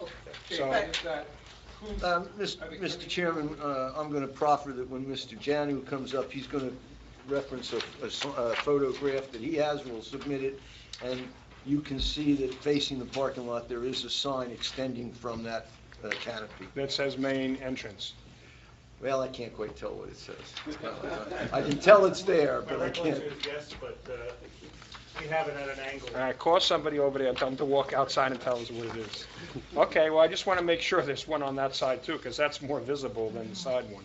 Yes, that was there. This isn't the enhancing Okay. portion of the sign to the side get it. entrance. And this sign, just briefly, this is the sign that would be the most visible to anyone entering driveway B from Bay Shore Drive. That is correct. So that's the purpose of the sign on this side. Now, Trying to get the notice to the drivers before they finalize their park. so I have a couple questions to ask you about the signing in the back. So that's the main entrance, so people that are outpatients, they have to do 1 day in and out test, they're using that entrance, we know that, right? We all know that. The old entrance that has a blue canopy top that's vinyl is now only for employee entrances. And there's signing there that's makeshift. How are you gonna handle that? Are you gonna, address that? Well, it's not part of this application. Yeah, I understand that, but I'm just making a comment on it. Um, Because that's where patients used to go in for outpatient, in that entrance. Well, I think that was part of our prior application to make that the employee entrance, I believe. Right.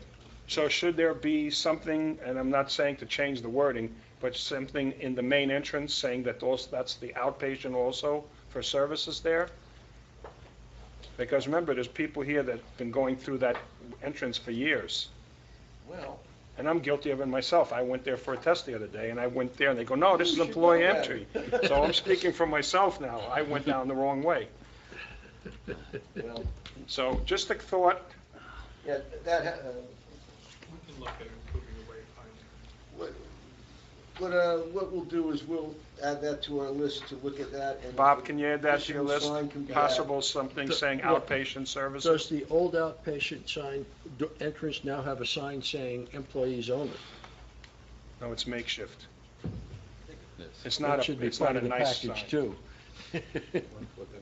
Oh. Yeah. Do you know? Do you know what it says? No, we don't. I just suggest if you're making an application to fix everything, Well, we that weren't should be making an addressed. application to fix everything. We're really trying to. To address enhance it. Yeah. The issue that.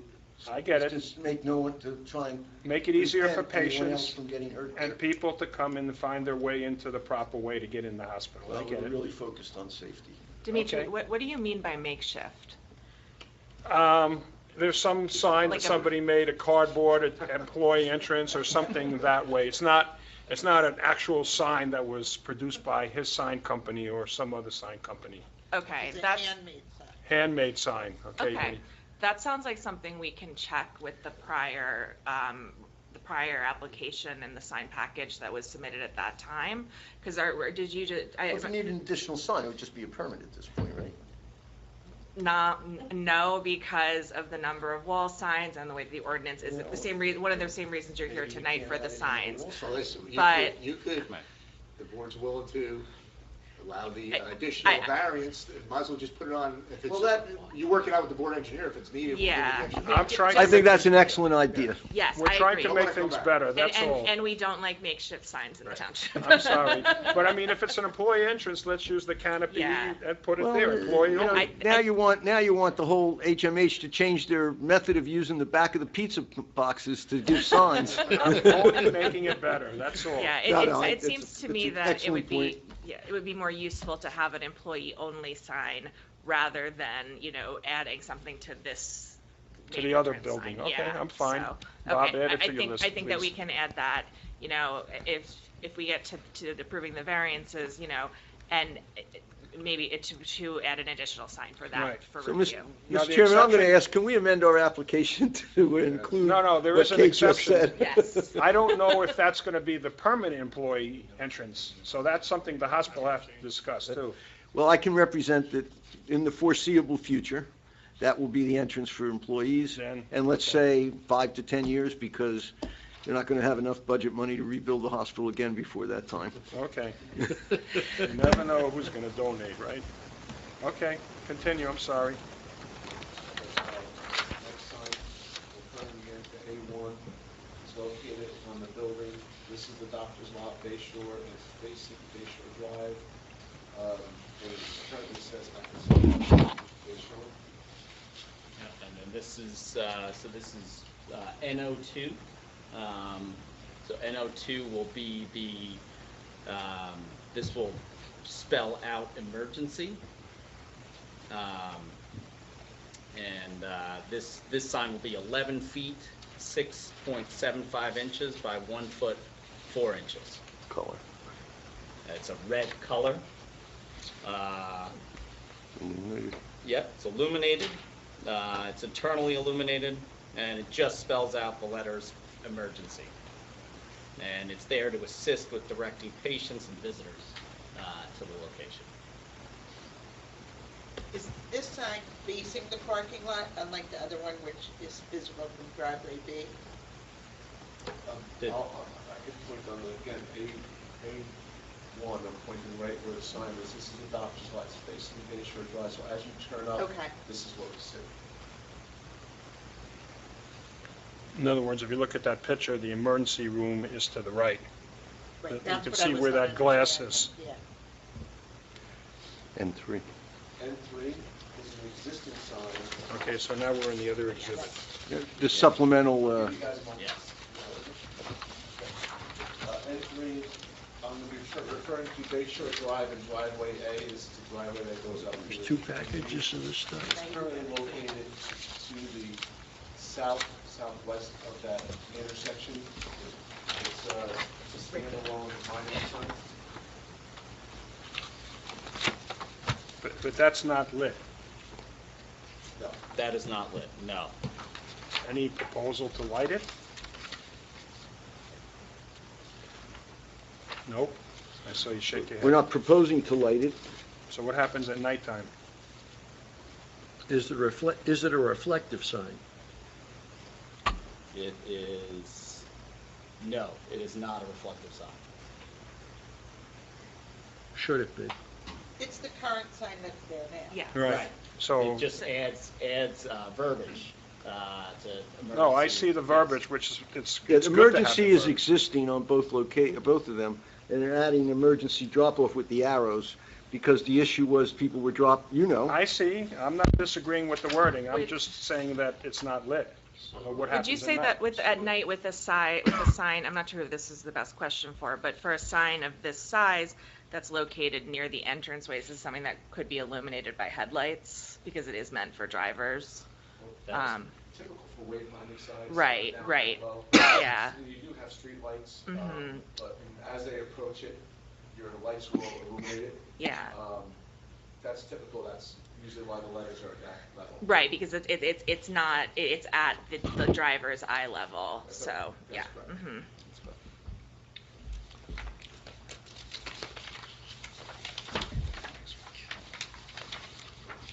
And 4?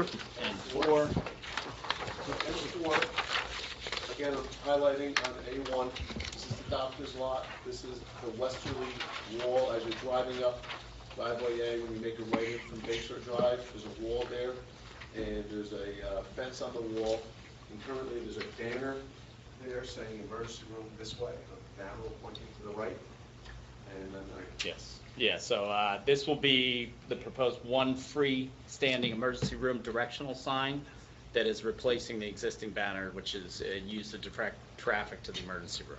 Mario, could you explain why we can't put it on the wall? No, my question is, why did you put the banner? What was the purpose of that? The The banner? sign isn't there. No, I want him to answer the question. Why was the sign, a banner put up there, that size banner up there? Probably to direct folks to the emergency room. So why that size? And why not the little signs that we just finished talking about on page 1? Wasn't that sufficient? Apparently not. So there's my point for the little ones in the front. You want to make them bigger?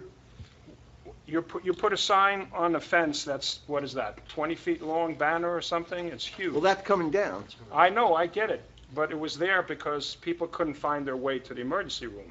Okay. But we're only adding some verbiage, but we're not adding any light or anything to help. Well, we're on a different sign. No, we Back left to that page. N03? We left page, sign N04. number We were talking about N04. N03. I let that go. he's comparing it to another. I'm just saying, It's small and not readable. exactly. Yes, but it's also not within the range of the headlights, I think is what the testimony I is. think perhaps, some kind of like solar landscape lighting to kind of illuminate that, an emergency sign there that says emergency drop-off from parking. Yeah, why can't you have like Sure, a we'll plastic? add lights there, but we can't use solar. N04 was the example for N03. N03 is not easily seen when you're pulling up in an emergency situation. So I think the suggestion is to have something shining on it, automatically, maybe your headlights don't hit it, or you're not looking. So there's like some kind of solar landscape lighting without running electrical, like solar powered, so that it's illuminating it at nighttime. We'll either look at an uplight on it. Yeah, We could do that. we'll add up lights. I'm just pointing out that the hospital, for some reason, felt those little signs were not sufficient, and they decided to put a banner. Well, remember, So, they of didn't change course, the size of those signs, they added the direction. So, I understand, I have no problem, but remember, this is only a year-old building, and they put a banner up already. So by putting the sign that you're proposing for N04, that's a big improvement. well, I don't have an issue. neither us nor the board at the review board determined that wouldn't work until we found out that it could be better. That's Okay. why we're trying to improve it. No, and that's going to be lighted, the N04, right? Yes, N04 will be lighted. Okay. Now, to go back to N03, I've got a question. It's dark gray against light gray. I mean, it seems like it could be, if you wanted people to see that, you might put like different color background, because what is it black against gray? Yeah. It's not that visible. Well, maybe it was lit, but, it's, I don't know. Like the emergency on top with the red background and the white, that you can see very easily. But this other one, Can you like if speak you to made the white colors? with the dark blue, you'd see Isn't it that a better. preferred color, like, for people to be able to see the something- letters and Just distinguish it from the just a background? thought. Right, understood. Point taken, the black and the gray is, normal comically, we've done this in other projects before, and, but point taken. I mean, this is, normal, what we've done before in other projects, but I believe that the uplighting might be sufficient enough. I think the colors are also the same colors on the other sign. Yes, I was about to comment that, is that some of them, the red emergency are existing only on these signs, but if you look elsewhere in the package, you'll see that some of the signs that were approved as part of the last package do have that same light gray with black text, which, I'm not a sign expert, but I will say that, that's something that's very common that we see. Light gray is a very common sign background color. Right. Yeah, and 6. Because they did, because before, Won't come out at you though. Yeah, just to note that when the branding changed, because this is before your time on the board, Gene, several other people too, the applicant did come in for this entire rebranding of the sign package in both 2019 and 2020. So these have been reviewed several times by some of the people up here. That took a while, too. Yes. That prior sign application took a while, longer than you thought. It went through like a hot knife through butter. So now, moving on to N05. Yeah, N05, I'm referring to A1, moving up driveway A. As you drive up the easterly direction, you come to the two-way driveway that goes into the ED itself.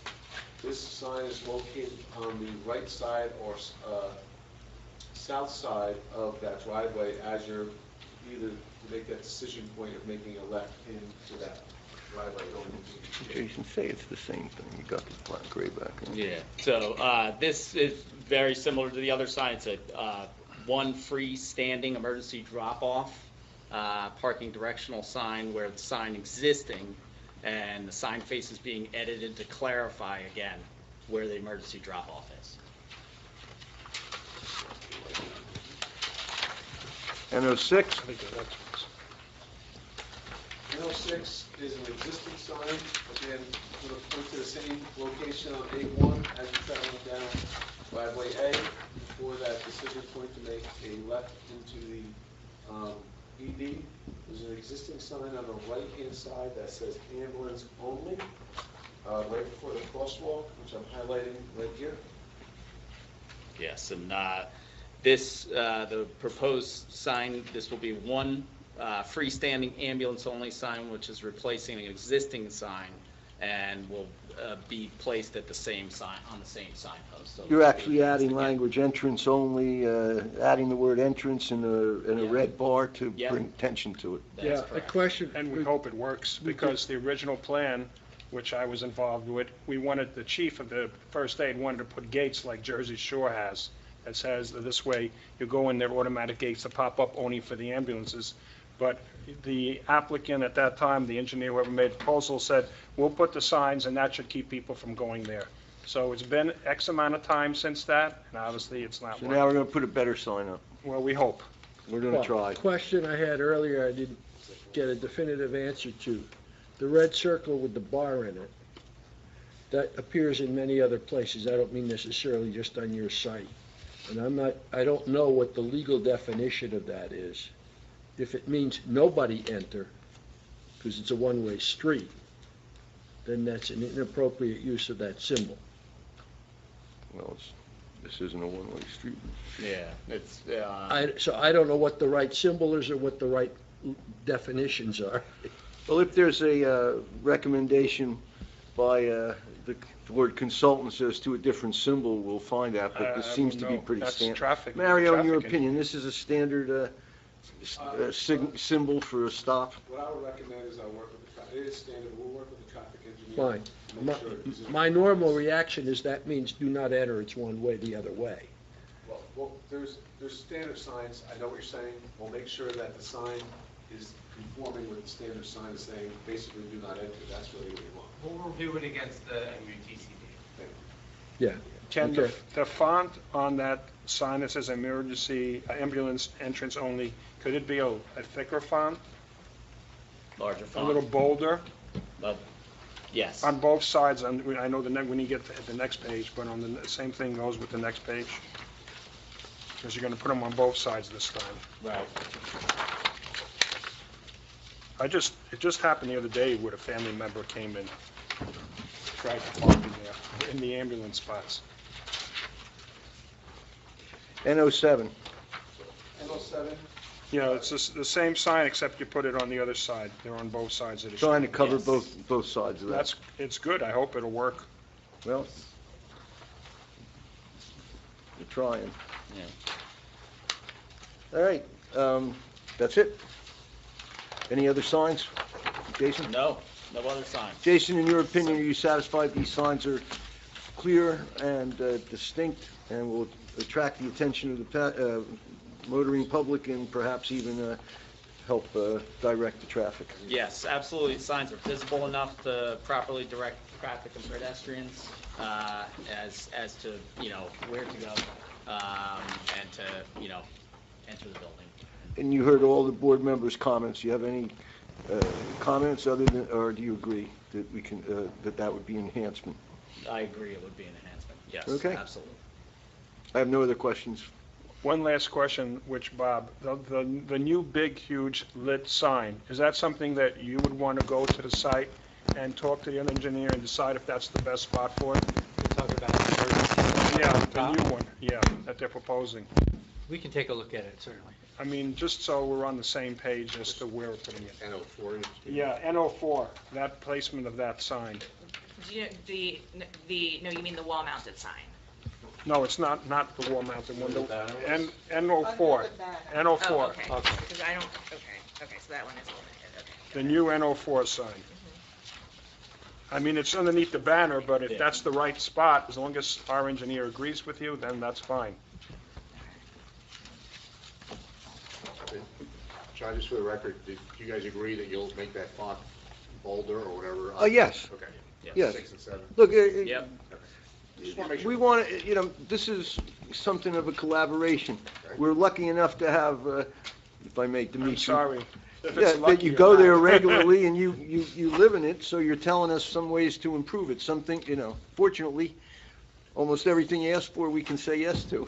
Every once in a while, I you mean, can't. the professional that's from the hospital, I don't know his title, I don't remember, but I don't see him commenting, so I don't know if he's happy with my suggestions or not happy with my Well, suggestions. You're doing well. I'm doing well. Okay. I think he's waiting to determine if we get an approval or not. Yeah, he's just counting the dollars. How much is that going to cost me now? Okay. Well, remember, we did initiate this to address what was a concern on the Thank you. campus. All right, so I have no other questions for our traffic. Any? I'm going to open it up to my professionals. You guys have any comments on for everything? signs? I just have a few. These are probably mostly for Mr. Junko, actually, just to clarify a few things. Number one is that the banner is going to be coming down. Yes, and in There. fact, if you want it, Kate, we'll make sure we send it to you. I don't think I have room for it in my apartment, but No, thank but all you. kidding aside, I know there was a preference, by the way, to put that sign right on that block wall, but as Mario would testify to, you can't adhere a sign to that kind of block. And so the second is just, just technically, the new signage, because of the area, I know that these were all done by the new package, I mean A4, was done in response to the comments in Bob Bucko's letter. You can see them starting on page 4 under D. But, I think we do have to technically amend the application because one of the new ambulance signs and the new emergency ground-mounted sign both do add to the overall sign area for the site, which is over what's permitted. And this is something that board has dealt with in the prior applications because there is not a specific, ordinance that for a hospital campus, basically. So it's really just technical, but I think we should just add it to the resolution. Well, if I could, then can I make an application now to the board to amend our application as you've recommended? I'm doing it for you. Yep, yeah. So, just so we can keep track for future packages. So I would say that it's signs N04 and N7 that would be technically require an additional variance for adding to the square footage of ground-mounted signs. We'll present testimony on the variance. I have nothing else. You said 7, the post sign? Yeah, because it's larger than, directional signs in Holmdel can't be larger than 2 square feet. Well, basically, our sign ordinance is not intended for a hospital. No, and, We only have one hospital. yeah. But, And I think we've done a good job over the years with the prior resolutions of tracking, where they are, and I think I just want to make sure that we continue doing that because it was very helpful to me, because I was not the sports planner at the time of the prior application either, but was able to kind of tell where we were with everything. So the comprehensive sign package is what we have. Okay, Bob, anything? Nothing further. Thank you, Mr. Chairman. Board members, anything on all these things we talked about? I know I did a lot of talking and you guys did just listening, but You can step we're in. good? Any other Mr. Chairman, I'd witnesses? like to call Andrew Janu, our planner. Oh, okay. We'll add testimony about the variances, and then I'm going to ask the board to vote, and of course, I'm going to ask you to vote in favor of our application. Mr. Janu, Mr. Janu has been a professional planner, and he's appeared before, and you've accepted his credentials. But would you like to hear them again? You might as well, because there's new members here. Certainly. My name is Andrew Janu. I'm a principal in the firm of Beacon Planning and Consulting Services, located at 315 Highway 34 in Colts Neck, New Jersey. I do have a bachelor's and master's degree in civil engineering from the New Jersey Institute of Technology. I am a licensed professional planner as well as a member of the American Institute of Certified Planners, currently serving as the planner for the Borough of Carteret, Township of Livingston, as well as redevelopment planner for South Amboy, Toms River, and Freehold Borough. Appeared before this board and boards throughout the state of New Jersey, and am qualified as an expert in land use planning by the Superior Court of the state of New Jersey. Any questions from board members? We accept your credentials. Andrew, I asked you to prepare a report on justification for the requested variances. I have, and just to Could you, start off. but let's for start the off by record, addressing the sign I was going issue. to say, we do have a photo which shows that there are letters above that. The letters aren't clear. I just showed Kate.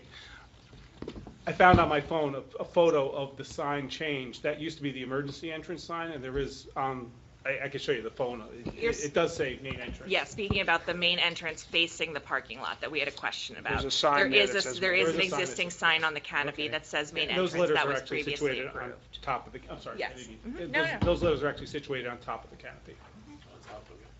Yeah. Yeah, so what we're proposing actually is the channel sign on the side of the canopy, which is where the emergency signage was previously located, when that was the emergency room entrance. Okay. Anyway, going through that, so we are seeking several variances that were discussed this evening. The first is for lot coverage, whereas 60% is permitted. We currently had relief for 65.1%, and we are proposing 65.2%.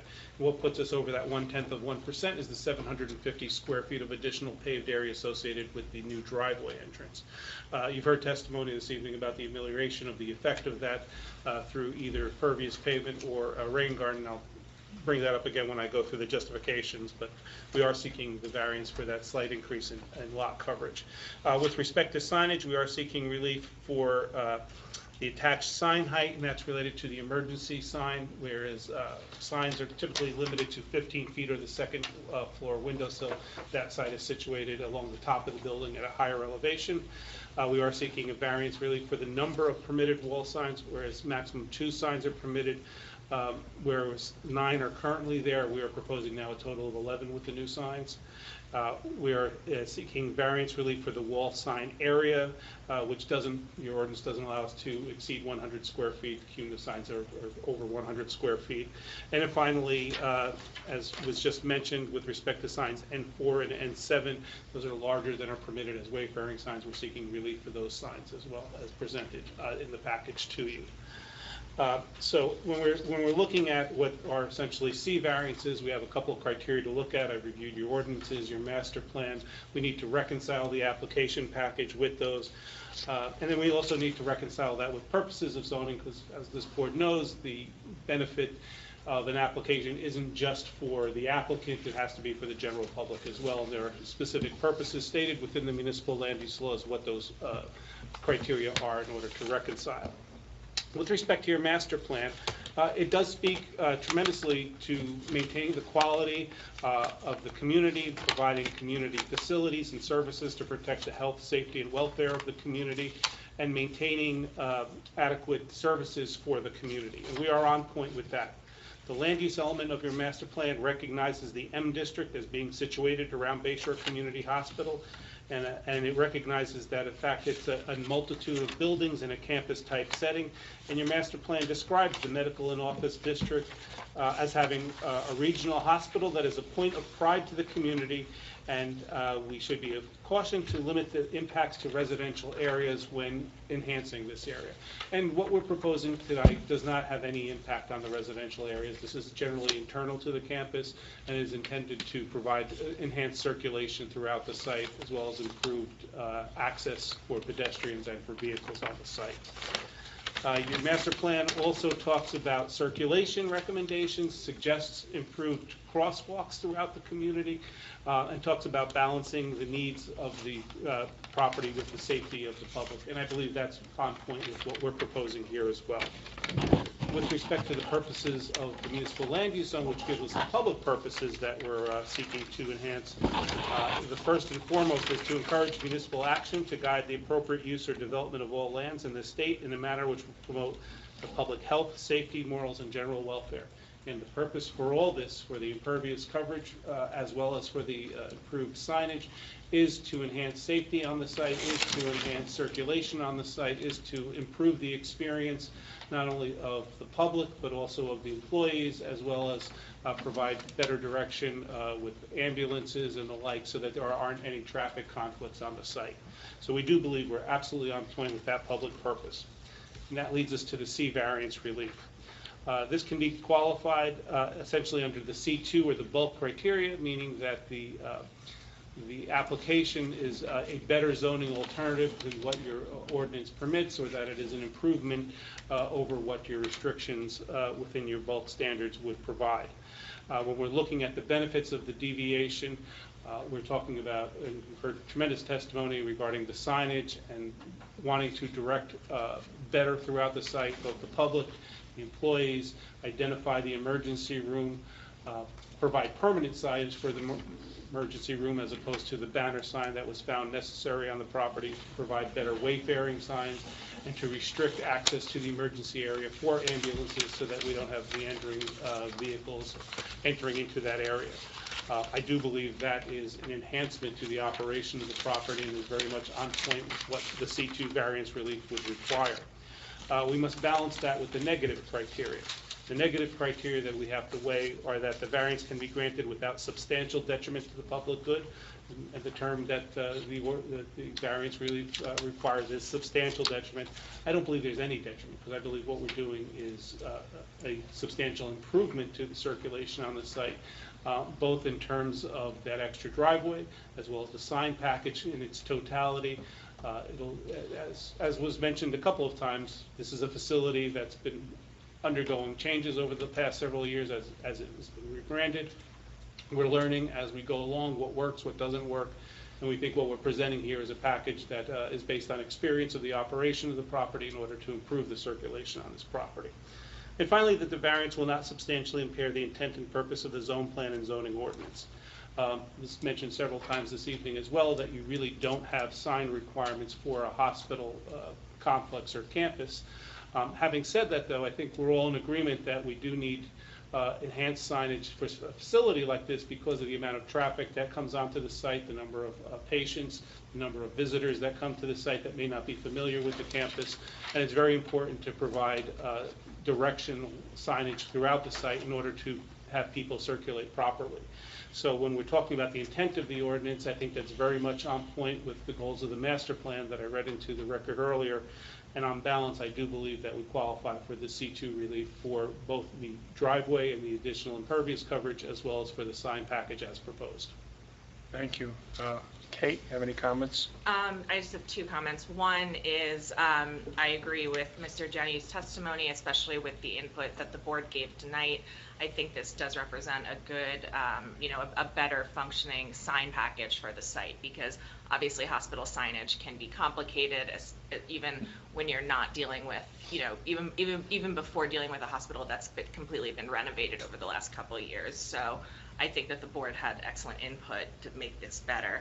And on that note, my second comment is that I forgot to mention earlier is I just want to be sure that I'm stuck on that cardboard sign that if that might technically be another variance, because that would be another wall sign. But I think maybe if the applicant would agree to address that with a permanent sign, if required, if necessary, to the satisfaction of the board professionals. Absolutely, I thought that was a great suggestion. Okay. Certainly. Yeah, and our client would adopt that. Okay, great. Thank you. Nothing else. Anything else? Other than asking you to vote in favor of our application, which I can spend either a few minutes on or an hour, but... Well, we have other items on our agenda, so what I'm going to do is ask Marty and Bob to recap all the special conditions and the things that we talked about before I ask for any kind of a motion. Make sure we're on the same page, and you have your list that matches our professionals. So who wants to go first? You I'll wanna do it. go? So, one is the, looking at this, about the speed bump issue, you know, whether it's going to be a rumble strip or whatever ultimately it becomes. These are all in conjunction with the applicant's professionals dealing with our professionals. Second condition, you look at that other crosswalk to those other two buildings. The intersection south of driveway B. Yes. Third one is the light level study will be conducted and submitted to our Ford engineer. Mhm. You're going to add, the lighting will be downward and there'll be no stillage as part of that light package. Number 5, I worked with the board engineer to see if you're going to need Marty, there were two. The first was the directional signs and access to be the directional coordinated. signage. They needed to be illuminated and make sure it was adequate illumination. Right. Well, the directional signage is the exit coming out of that new roadway, you know, whether you go into, tell me where to go. Next, again. Stormwater drainage, the stormwater, confirm the drainage with the engineers. Landscaping, though, the 12 trees that weren't added, we're going to work with the board engineer on that one. Just confirming all board engineer comments will be addressed that haven't been addressed as conditions. Stormwater, you're going to work with the board engineer, whether it's going to be rain garden or pervious or whatever else you guys decide. That's number 8. There was a request additional stop sign. Yeah. Number 9, you're going to need a no parking sign on the south side, I think whatever side it is, the west side of Bayshore Drive, I guess. Yes. So it's going to have parking on the other side. 10 was going to add the outpatient words possibly to that new overhang sign that's in the... Well, I think we... No, it was the other way. I think you wanted We can that's add. back to the employee sign. Yeah. Well, we have both. You have the employee sign, well, we talked about two, the employee sign and looking at adding for the outpatients as well. Well, no, I think what happened, we started to discuss it that way, and Kate recommended, why don't we just say it's for employees' access? Yeah, I And think. everybody nodded their head, so I It's thought just that's the what we were employee at. sign. We don't One need to sign, go into the- We don't employee have to exit. say outpatient, you're happy with that? No, I'm talking, Yeah, I'm fine. you don't want to have that on the wall anywhere or any place. Okay, No. last chance.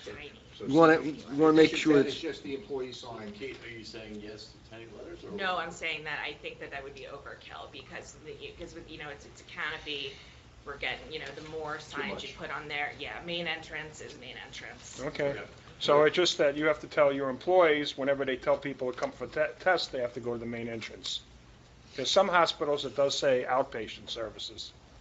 You're going to address lighting for sign N03, some form of uplighting or solar lighting that would work with the board engineer on. 12, you're going to work internally with your traffic engineer to make sure that symbol is the appropriate symbol.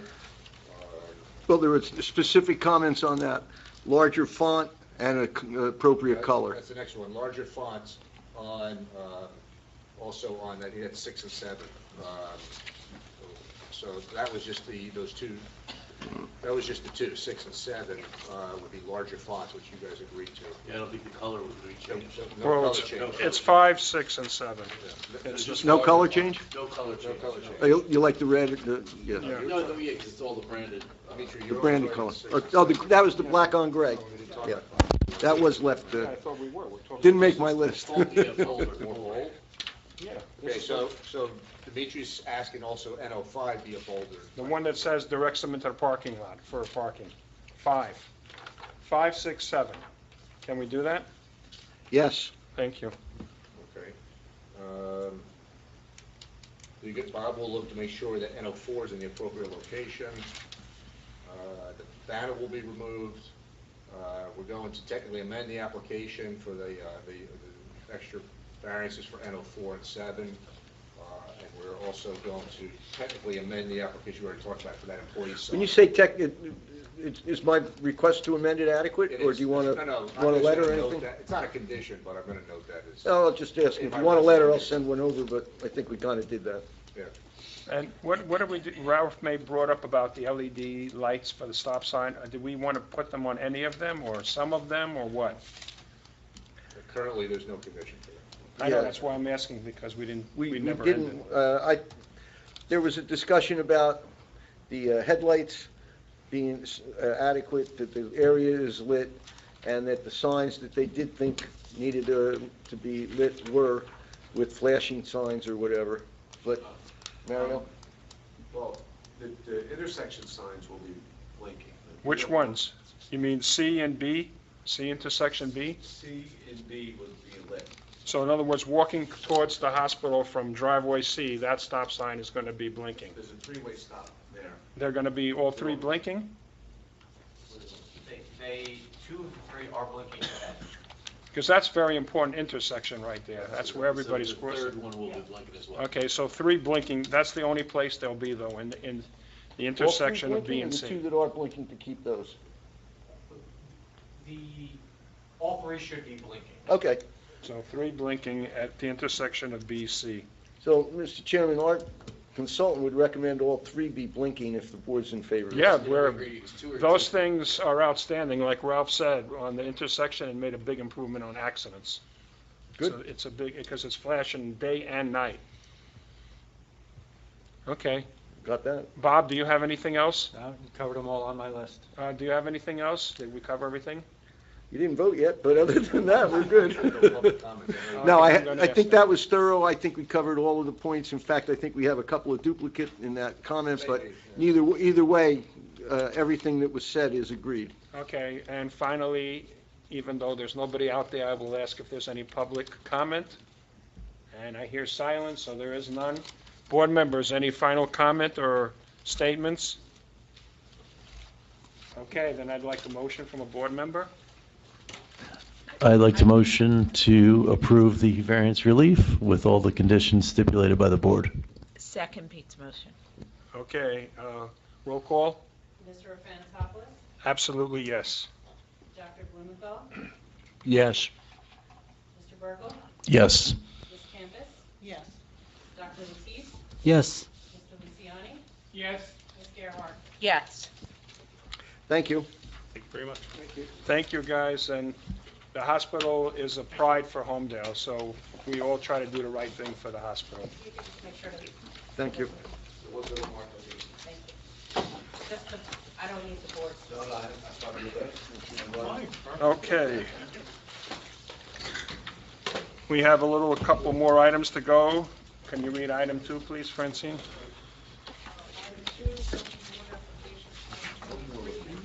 -1, 33 Eli Road, Sal Vitale, Block 11, Lot 29.05, in the R4 zone. Applicant granted variance relief to construct a detached 4-car garage at the existing single-family home on an undersized lot in the R4 zone. Variance is granted. Lot area of 168,860 square feet exists, whereas 174,240 square feet is required.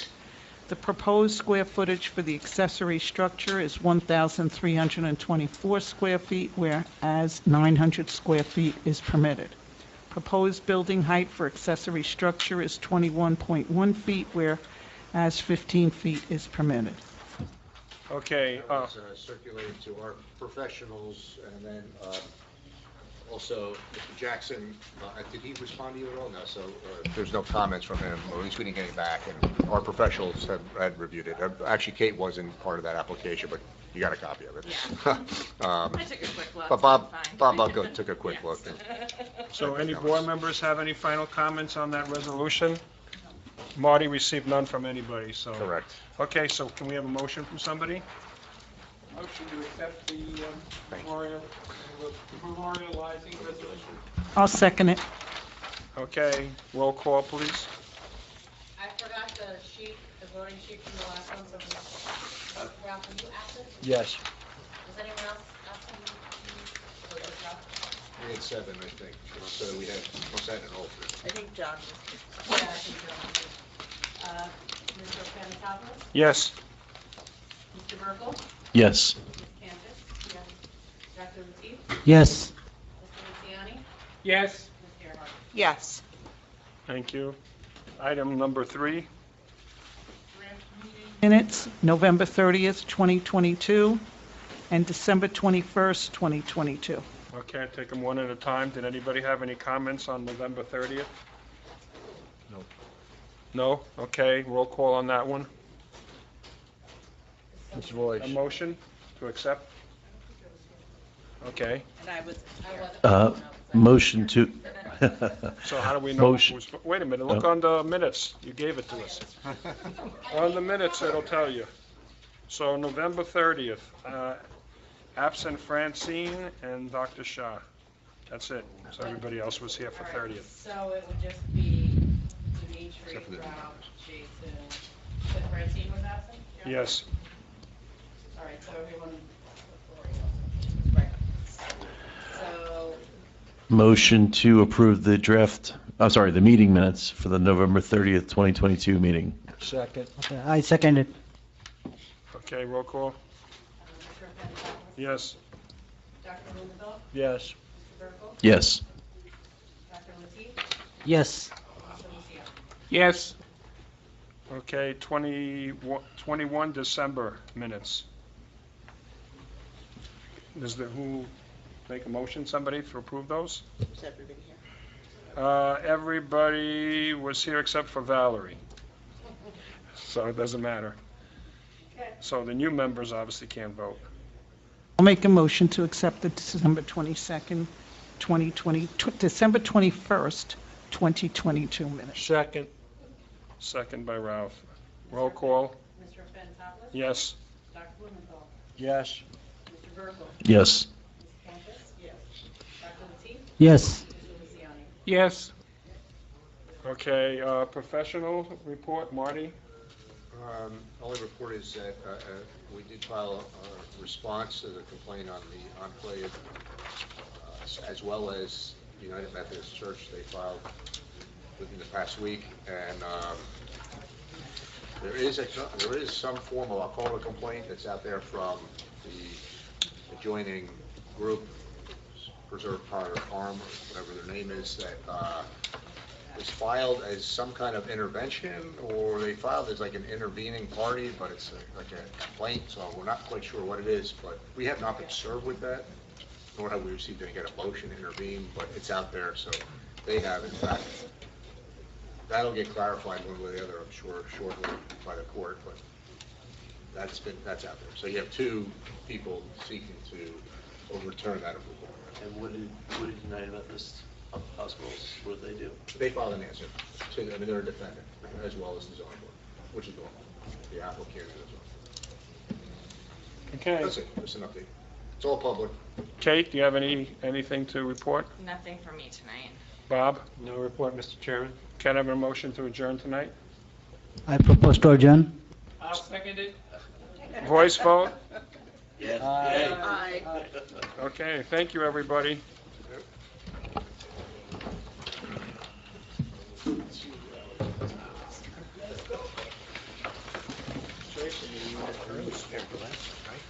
Early. This is once a year, we do a big fundraiser for the animal organization, and we have a lot of heavy hitters that come there. It's a lot of food.